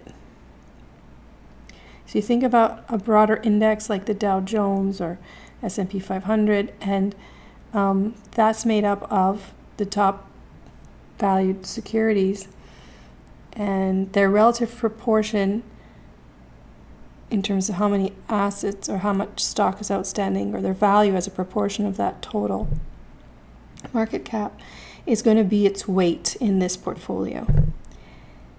In practice, a broad stock market index such as S&P 500 is used to represent the market. The beta is a measure of the sensitivity of a stock's return to the return on the market portfolio. All right, so this is what we're doing. And I just showed you this form of the formula, okay? This one. This is where we originally started. All right, so this is the covariance of security I's return with the market return, and this is the variance of the market returns. Either of these formulas, you need to know both of them, but either of them are useful or can be used to calculate beta. Okay, so with that, we move into portfolio theory. We saw that combining stocks into portfolios can reduce standard deviation. It's the covariance or correlation coefficient that makes this possible. Remembering the formula, this is the standard deviation, the square root of the variance of a portfolio is that. Where we could write the correlation as this, that means the covariance. So I could have a second formula. This is a second formula for standard deviation of a portfolio. Depends on what you're given. If you have the covariance readily available, you'll use this form of the formula that we just derived earlier today. Or if you have the correlation, you would use this formula. So this is a new thing I'm showing you. We just plug that in. So I'm going to use this formula, this version of the formula. And I'm going to consider all possible combinations of two assets, Y and Z. Now, Y and Z are going to be combined in a portfolio, but I'm not going to tell you how. I'm not going to give you the weights. All right? And we're going to plot, and you could do this also on a computer. You could do it manually. It just takes much longer. And these are the returns. These are the standard deviations for Y and Z. Now, if I combine them in a portfolio without knowing the weights, this is the formula for the measure of return, correct? And if I want to get the measure of risk, this would be a measure of risk, the standard deviation. And in this case, I am going to, again, I want to show you all the possible combinations, so I'm not going to give you the weights. And I'm also going to speak about the different outcomes depending on the correlation of asset Y with asset Z. Okay, so I'm going to leave these as choice variables, Y and Z, and I'm going to consider different possibilities for correlation. So this is an illustration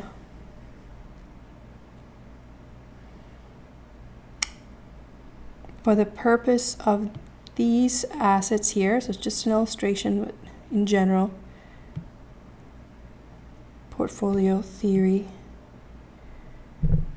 draws from or comes from, we're applying portfolio theory. I guess that's what we're going to do. So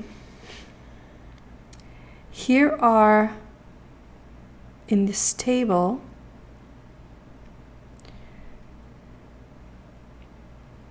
possible portfolios, okay?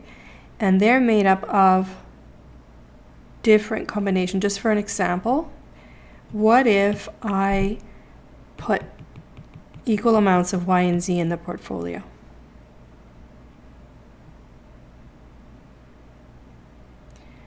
If I put equal amounts of Y and Z in the portfolio, I can calculate both this and this, but I still need a correlation. So let's imagine if they are negatively correlated.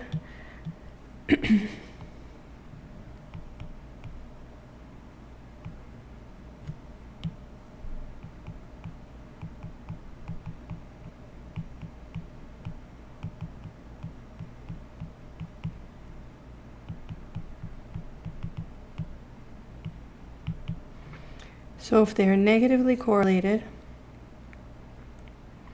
let's say the extreme case of -1, they're perfectly negatively correlated. If they're not correlated at all, or if they're perfectly positively correlated, what would happen?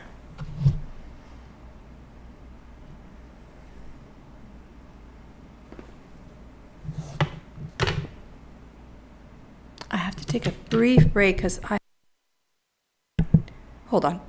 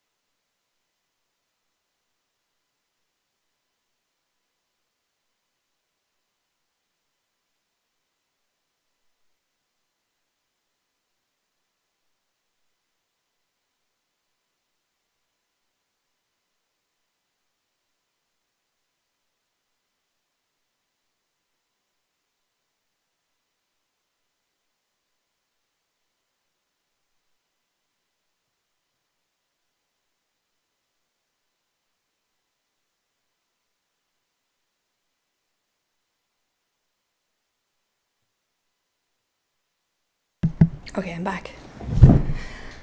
Okay, so you had a moment to think about that. So I'm saying I'm going to pick 3 scenarios for the weights, and then I'm going to consider them with the extreme values of extreme possible relationships between the two assets. All right, so I began here. So 50% invested in both of them. So again, if $1,000 was invested,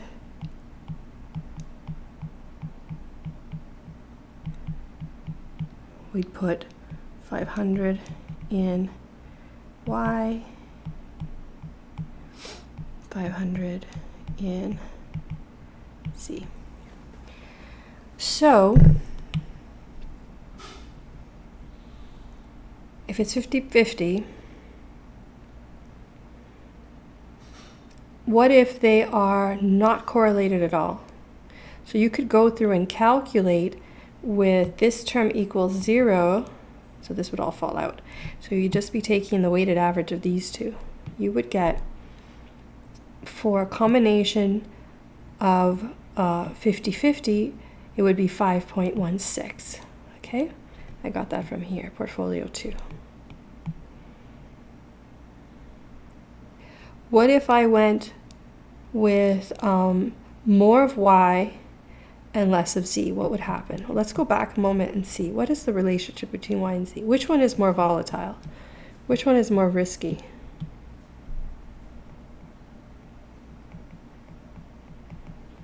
Right, Y is riskier. Look at the standard deviation of Y. So if I put more of a Y in it, the standard deviation, the expected return, what is this? This is the expected return. Oh, standard deviation, sorry. This standard deviation goes up. This is the standard deviation going up because you have more of the risky one. And you'd have less standard deviation if you have less of the risky one. You see, this is the risky one, less of it, 25%. So let's remember that. So this is more risky.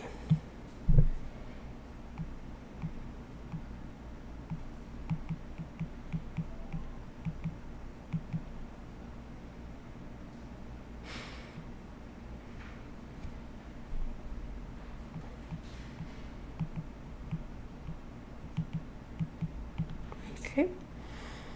So whatever the correlation is, this one will always be the smaller of them because you have less of the risky one. And this will always be higher. If the correlation is positive 1, the standard deviation turns out to be higher. The lowest standard deviation is in the case with correlation -1. Remember, we learned that because by diversifying, we lower the the risk, of the overall portfolio.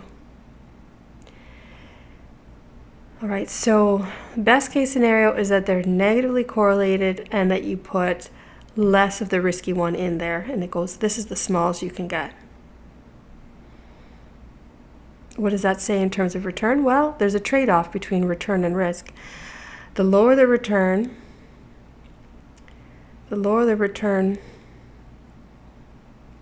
it turns out to be associated with a lower risk. The highest return is associated with the most risk. So this is the highest return. These are the most risky because you had more risky asset Y in there. So those are just 3 possible combinations, but we want to think about all the possible combinations. We want to vary X and Y, and this is an illustration of what you would get. The 3 different lines, this one being I don't know what to call that, like this one that arches back all the way, this one that goes up a little, and this one that doesn't fall back at all. Okay, those are the different scenarios. In this one, correlation is equal to -1. In this one, correlation is equal to +1. And this one is correlation equals 0. So what do we see? What's happening? This is an example of diversification, you see. The more, so let's plot first. Let me start here. Let me plot first here. This combination here is 100%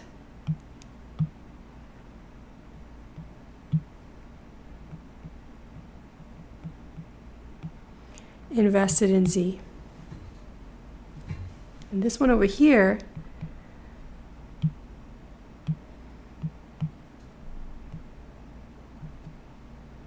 is a portfolio with 100% invested in Y.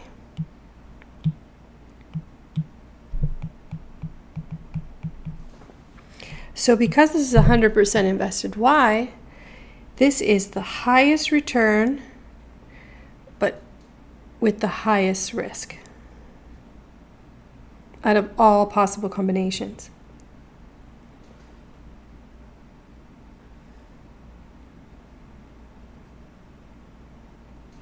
Now, investing 100% in Z, you have a lower return, but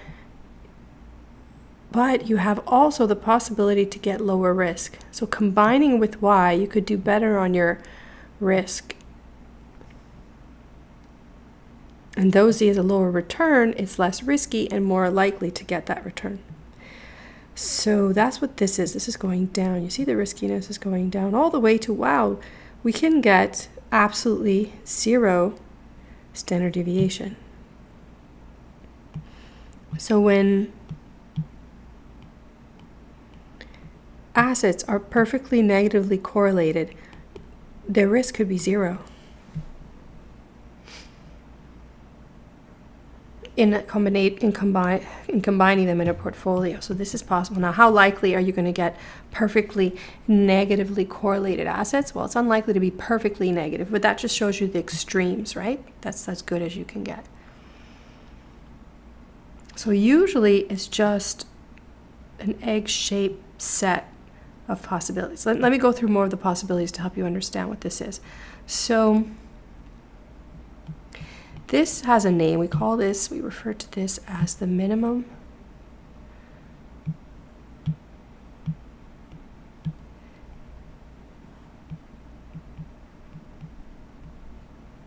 Let me do that again. Minimum variance portfolio.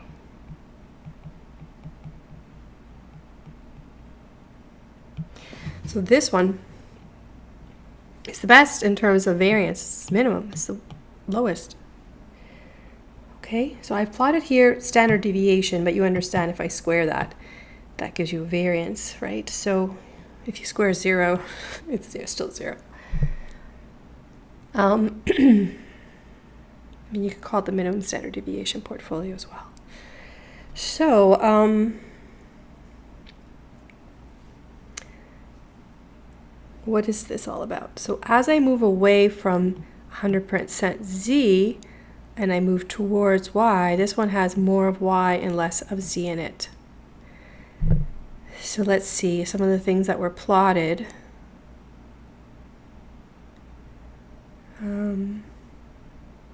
Let's try this one.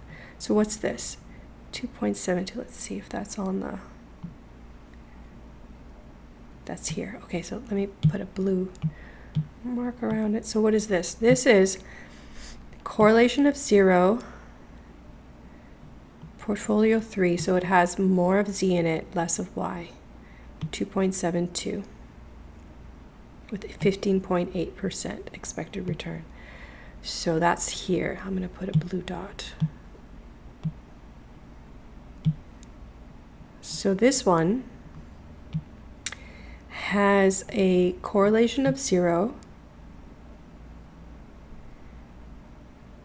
a standard deviation of 2.72, quite low, and a return of 15.8. And this is what? It was 75% Z and 25% Y.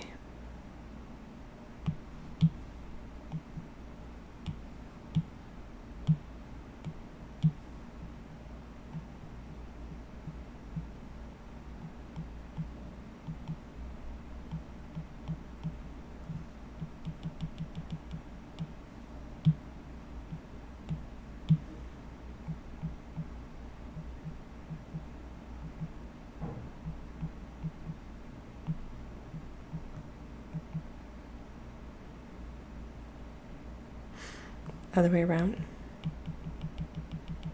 75% Z is closer to the 100%, right? And 25% Y.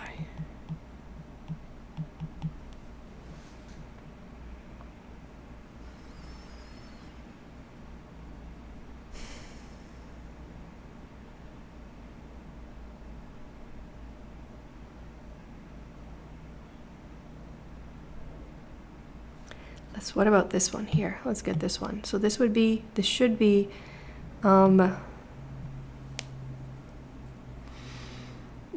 with correlation -1. Let's see, 17.2. So it's here. Let's make it yellow. So this is portfolio 2, so it's 50-50.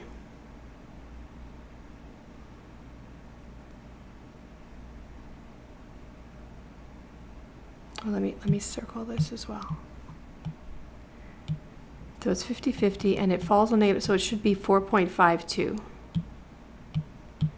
Let's see if it's right. So it's 2, it's 50-50.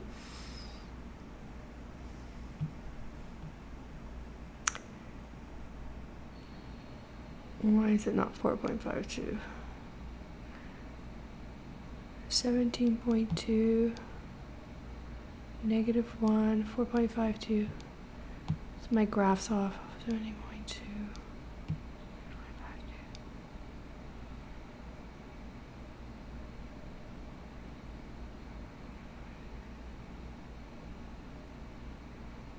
This should be a little flatter. to be there. That could be 4.52. I guess that's what it is, right? Okay, so we'll say, but that's off. I guess this could be a little higher. I'm not sure. But anyway, this graph got affected a little bit. But okay, so that's how it's supposed to work. But I'm just checking that my graph got altered a bit. I have to fix that. All right, so that's how it should work though. So that's the 50-50 portfolio. Should be 17.2% for expected return and 4.52 if correlation is -1. See if I can fix that picture. All right, but that's how it works. All right, so what about this? So these are all the possible combinations. If your correlation is -1, investors would choose between these combinations. Now let's look at -1 for a moment. Although these are all possible or feasible, they could exist, rational investors wouldn't pick any of these. Does anybody know why? Can anybody articulate why no investor, rational investor, would choose any of these?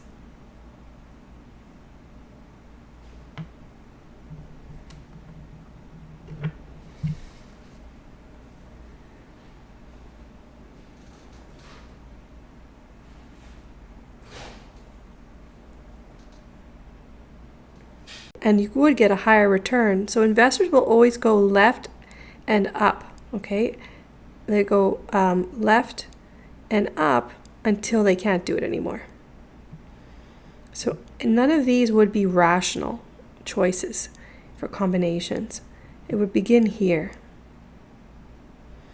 Now anything in between here, like, so I picked the extremes: positive, perfectly positively correlated, perfectly negatively correlated, and not correlated at all. But most assets will appear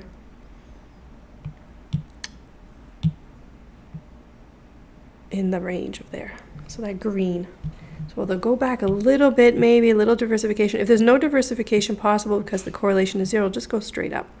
But there'll be a little bit of diversification in this. So the green more outlines what is possible. But choices will begin here at the minimum variance portfolio and then go up. Okay, I have to answer that briefly. Hold on.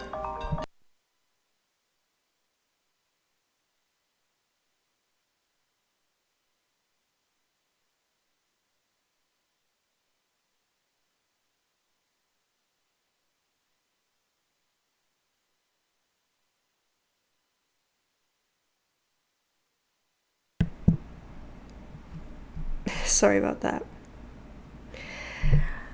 I have to turn off my notifications. I don't know how it turned back on. I thought I had turned it off. All right, so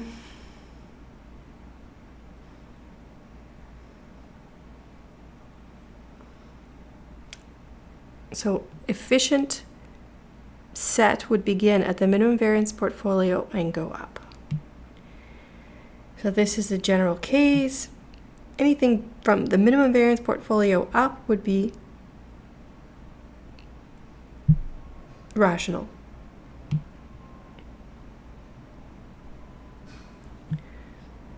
So this is for 2 assets at a time. So for 2 assets at a time, expected returns and standard deviations vary given different weighted combinations of 2 stocks. In general, we expect a set of combinations that looks like this. The feasible set, so you could create portfolios from Z to Y as possibilities, but no one would choose anything between Z and the minimum variance portfolio. They would begin from minimum variance and up. So this would be the efficient set of possible combinations. The whole thing is known as feasible because I could calculate returns and standard deviations for any of these. But people rarely just hold 2 assets at a time. They hold a portfolio of several assets. So how do we extend this for the case of holding several assets at a time. We can consider this as a multi-dimensional choice where it would be, these are just examples here of 2 assets at a time. And where they cross, you get you may touch on several of the assets at a time, more than 2. So I'm going to use the rule of going left and up. And that's going to put me here on this envelope of possible combinations of all assets, risky assets available. So now the feasible set is on and inside the envelope curve. So any of these could be created. Any of these multidimensional combinations could be created. But in particular, we're interested in this leftmost set of combination because those are the less risky, but providing higher return at the same time as anything below it. So we want to move up and left because it's lower risk, higher return.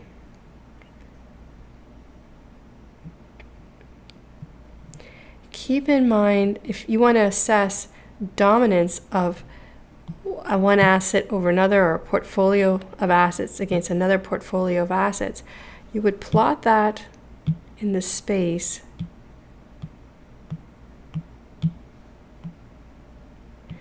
and then create this comparative matrix, around it, or what would I call that? But an axis, I guess, around it.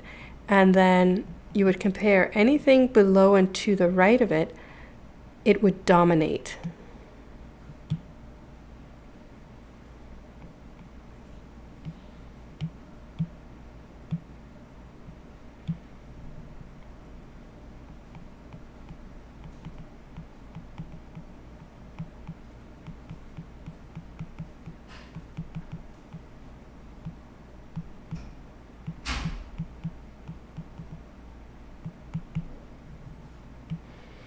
Okay. So it would dominate, this would be better than these.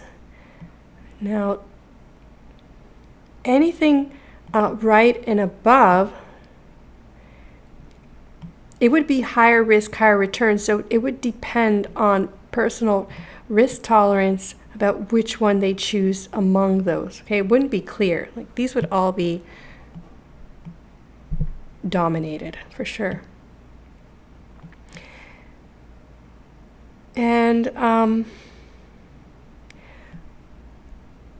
looking here, this is not exactly clear either, just like the ones up here, because this shows the trade-off, right? These are lower risk, but also lower return. So again, risk tolerance will determine if you pick any of those. But if there are securities up here or portfolios up here, these will dominate this one for sure. So I'll have to make a note.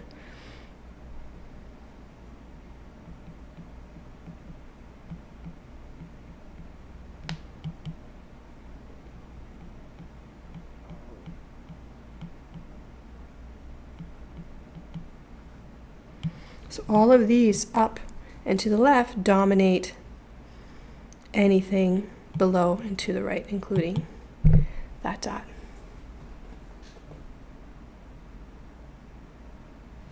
Did I lose the connection? You're right, it stopped. Okay, I have to do this again.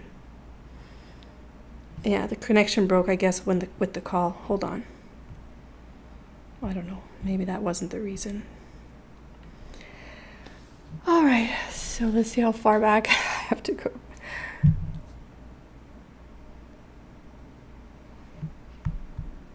Can you see this now? So I should repeat. Oh my goodness, I have to go all the way here. Did you see my green line? Oh, just a couple of minutes. So the green line was all possible feasible combinations, but the only efficient ones begin here at the minimum variance portfolio and go up. And investors' choice between those combinations is dependent on their personal preference or risk tolerance, okay? And so this is the more general case. You're not going to be seeing correlation exactly perfectly negative, but it creates a boundary for what we're looking at. Neither will you expect to see perfectly positively correlated returns. So we end up somewhere in between those two. And with that in mind,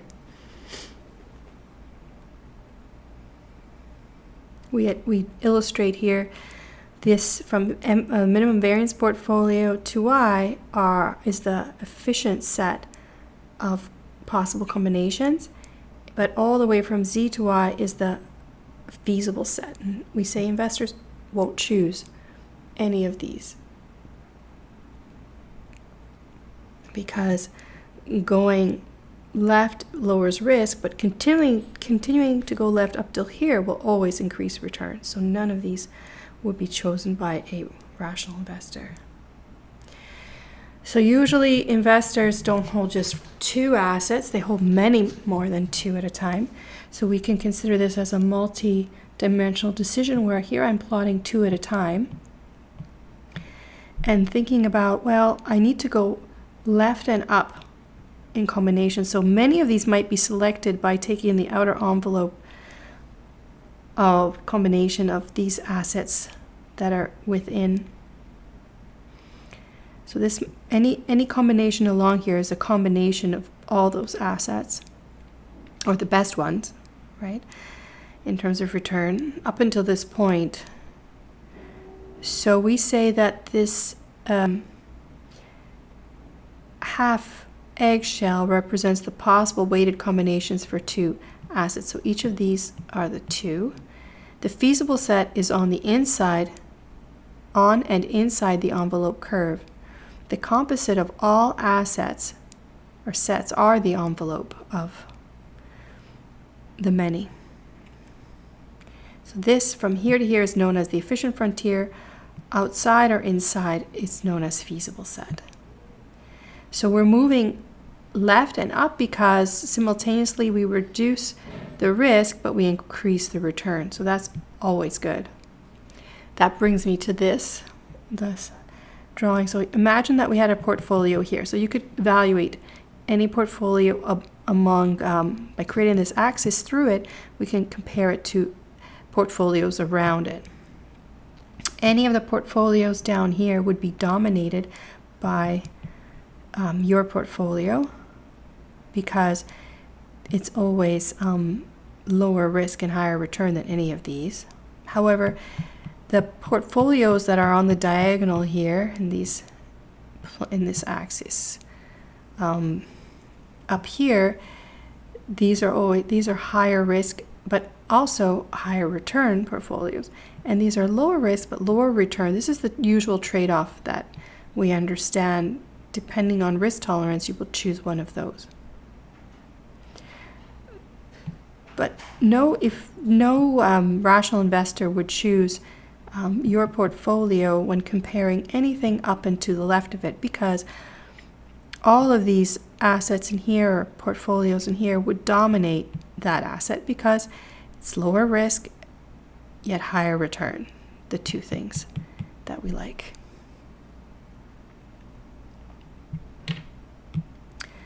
All right, so we have understanding then of all possible combinations. Now, which one do we pick?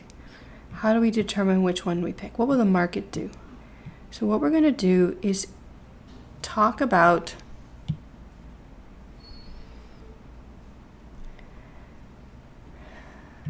the risky assets as a composite in a market portfolio. So we're going to pick a market portfolio among the possibilities that I've outlined. And to do so, we're going to introduce risk-free borrowing. So we're going to introduce riskless borrowing and lending.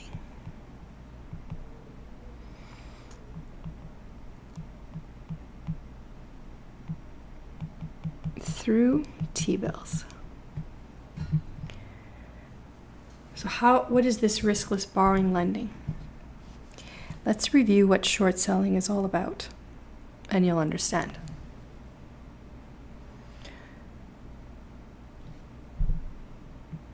Short selling is the sale of a security that the investor does not own. How is this done? The investor borrows a security from his broker and sells it in the open market. In the interim,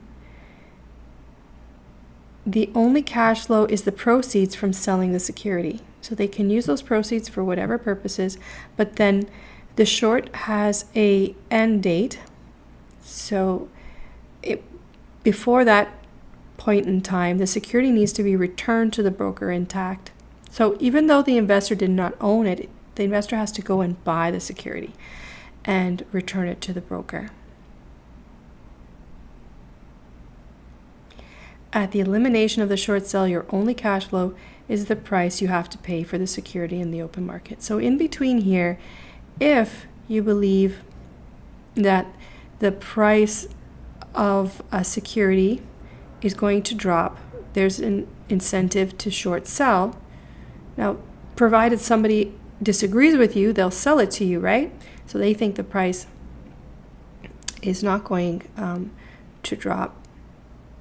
So this would be not sell it, but they'll loan it to you. So finding a broker who will loan it to you, he would have to have a different determination or a different idea of what's to come and loan it to you, and then they'll get it back. It'll be worth less, all right? Meanwhile, you've realized a profit in doing so. So what is the deal here? Let's introduce a T-bill to our scenario. So we're going to introduce to a risky market of securities, we're going to introduce the T-bill. The T-bill is a treasury bill with zero coupon. That's a zero coupon bond issued by the government with a face value. In this case, we'll use an example of $100, and with a maturity no longer than 1 year. We'll say that the yield is 5% for 1 year T-bill. It's currently selling at $95.24 because of that yield. So to short sell this, you would borrow this T-bill from a broker and sell it for $95.24. You would use those proceeds however you see fit. You want to invest it, you want to save it. Well, to realize a higher return, I'm going to show you what you can do with it. To close the short at the end of a year, you'd have to buy the T-bill back an instant before it matures and return it to the broker.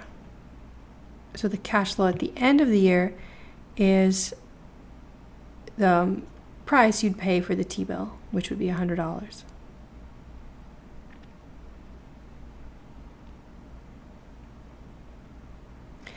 This transaction is equivalent to borrowing $95.24 for 1 year and paying it back for $100 the next year. The interest rate implicit is 5%. So depending what you do with that money, those proceeds, you can do better than the 5% return on a T-bill. And that's what we're going to talk about. We're going to introduce. So pay attention as we go through this. I'm going to now plot on the plane of the standard deviation of the portfolio on the x-axis with the expected return of the portfolio on the y-axis. Now, remembering my egg-shaped set of possibilities here, I'm going to plot the T-bill here. This is risk-free. So the T-bill is going to go here with a standard deviation of 0. So let me put a few things down. So first of all, we're going to use the notation RF as the expected return to T-bill. So that's just going to represent that. And why? Because the correlation is 0. I mean, the variance or standard deviation is going to be considered to be 0. There's no volatility, there's no change. It's just a constant. So neither do I put a bar on top of it. It's just RF as the expected return.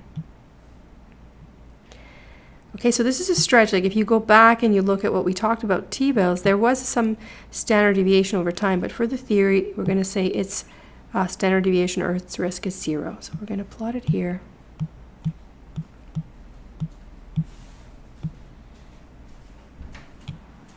And by plotting it here, we're going to lay it down tangential to our options, and that turns out this. Now we do that by thinking, I want to combine in a linear combination the market portfolio with T-bill. So I want to put risky and riskless assets together.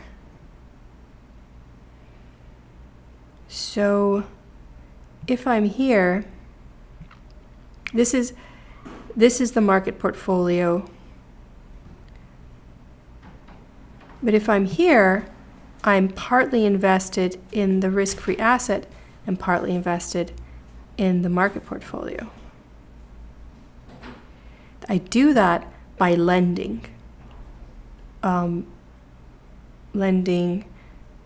buying a T-bill, I lend my money away, right? So this would be here, all these combinations.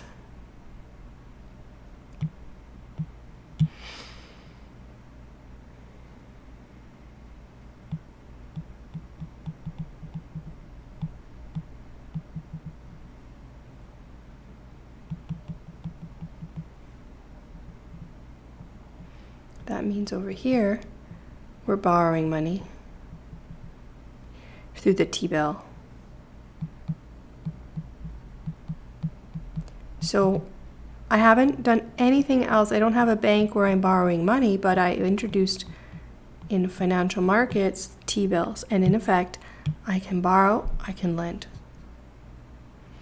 Now there's some assumptions here that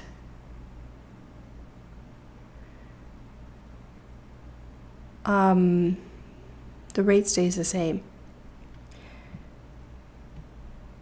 Okay, so if I'm lending money, that means I'm buying T-bills.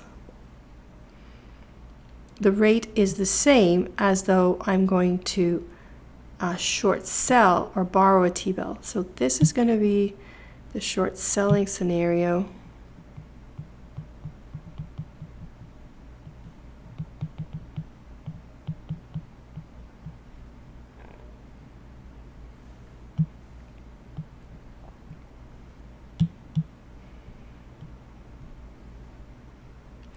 And this is going to be purchase T-bill.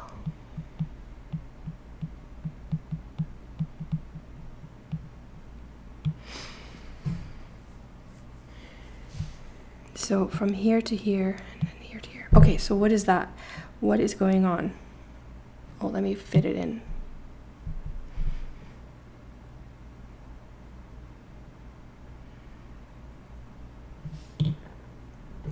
In doing so, I create the capital market line.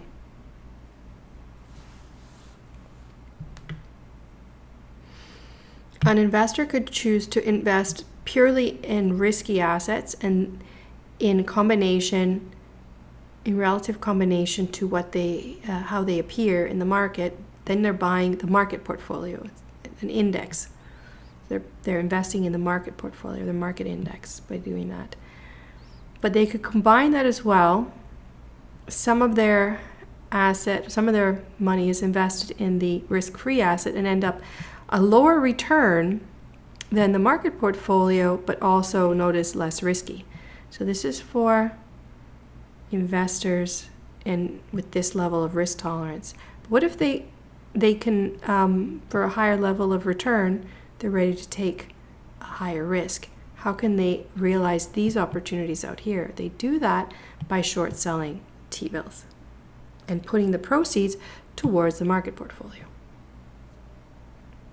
So I've given you some exercises to practice that with the answers. So you guys can go ahead and start practicing that. And next week we can look at those exercises. But right now I'm going to finish with discussing the capital asset pricing model.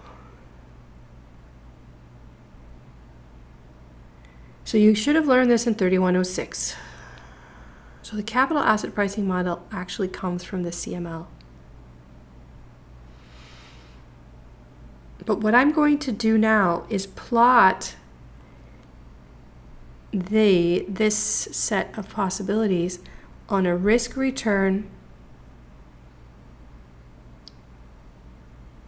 axis or risk-return plane where I use beta as the measure of risk. So now this is my risk.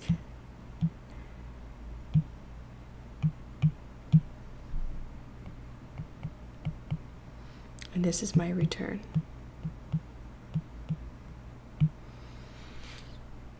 All right, so I've changed that, and now I'm calling this line the security market line. I'm plotting this for each asset. Notice this is risk. So it's not P anymore. It's looking at assets. Now, asset could be the market portfolio as an asset. Also, in this plane are all investment opportunities, all assets, risky and riskless. Everything is in here, and the feasible ones only exist along this line, the security market line. Now there's a number of assumptions that go into the building of this line or the construction of this line, but it is a line.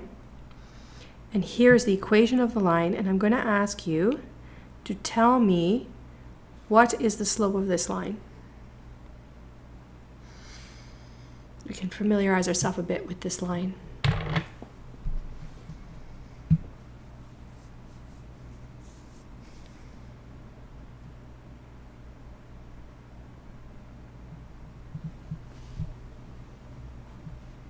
Another question is, why is this plotted here? How do I know that M is 1 all the time?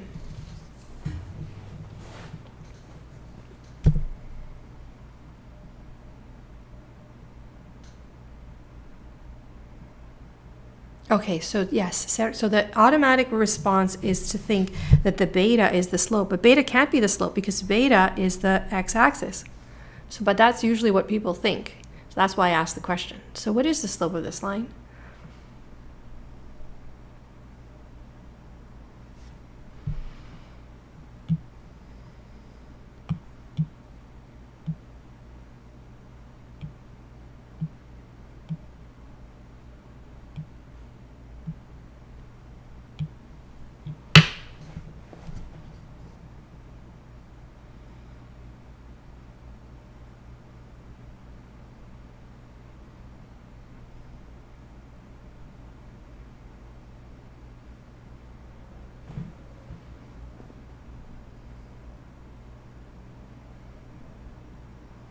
There's a name for this thing. What's the name of this?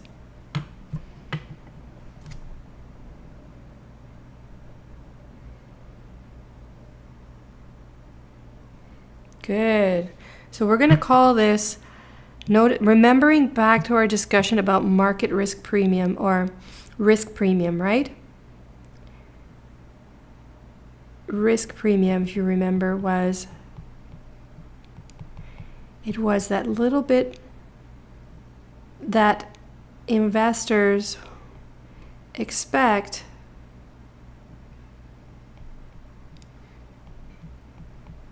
to be compensated for taking on a risky asset.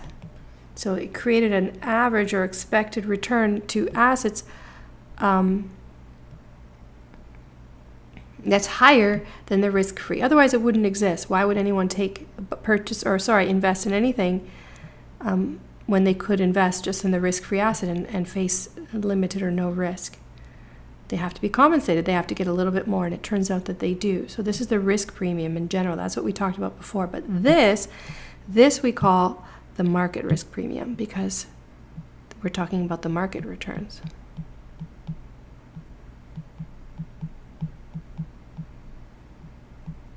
So let's go through the interpretation.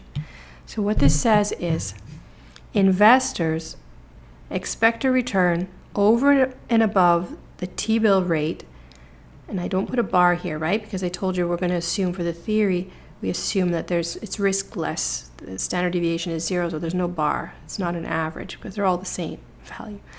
So they expect a return over and above the risk-free rate that compensates them by the market risk premium for every unit of beta risk.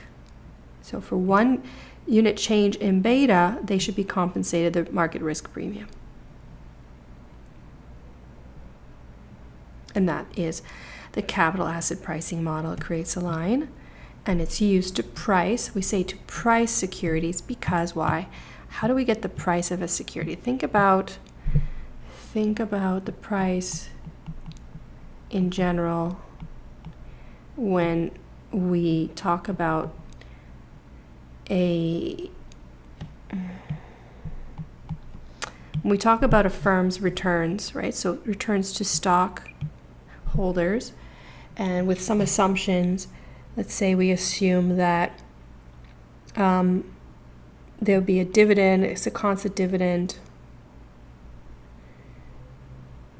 indefinitely, right? That's how we would figure out the value would be, the perpetuity, remember this? But now what we've done is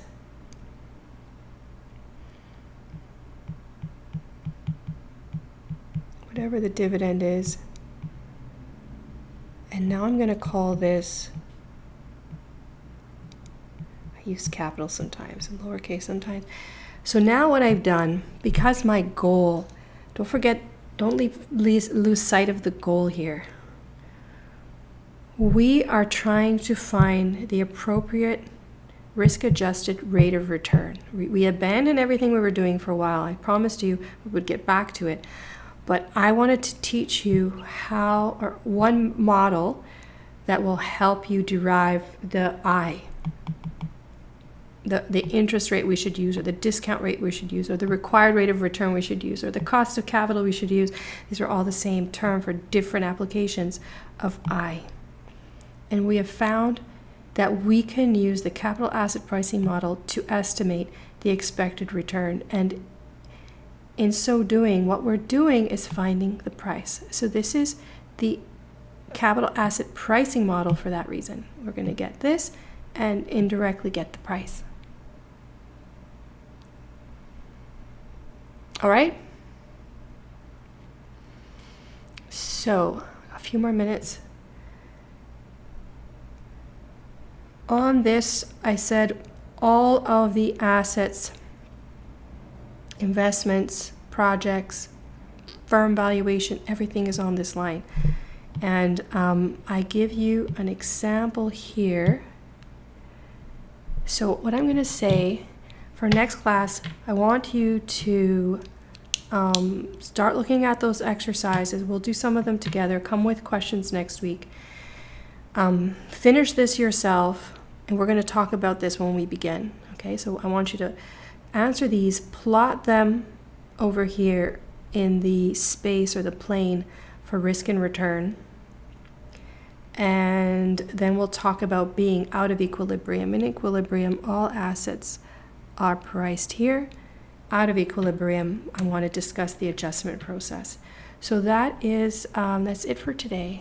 Thank you for watching and for giving me some feedback, but we'll continue next week. So in terms of the chapters for the book, let me double check what chapters, if you want to read ahead or read on it.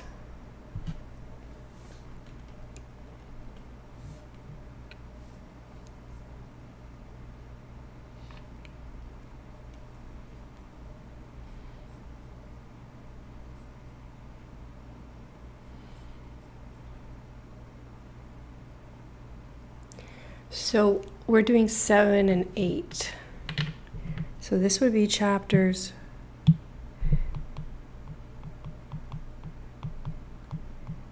'and then we're going to begin chapter 9.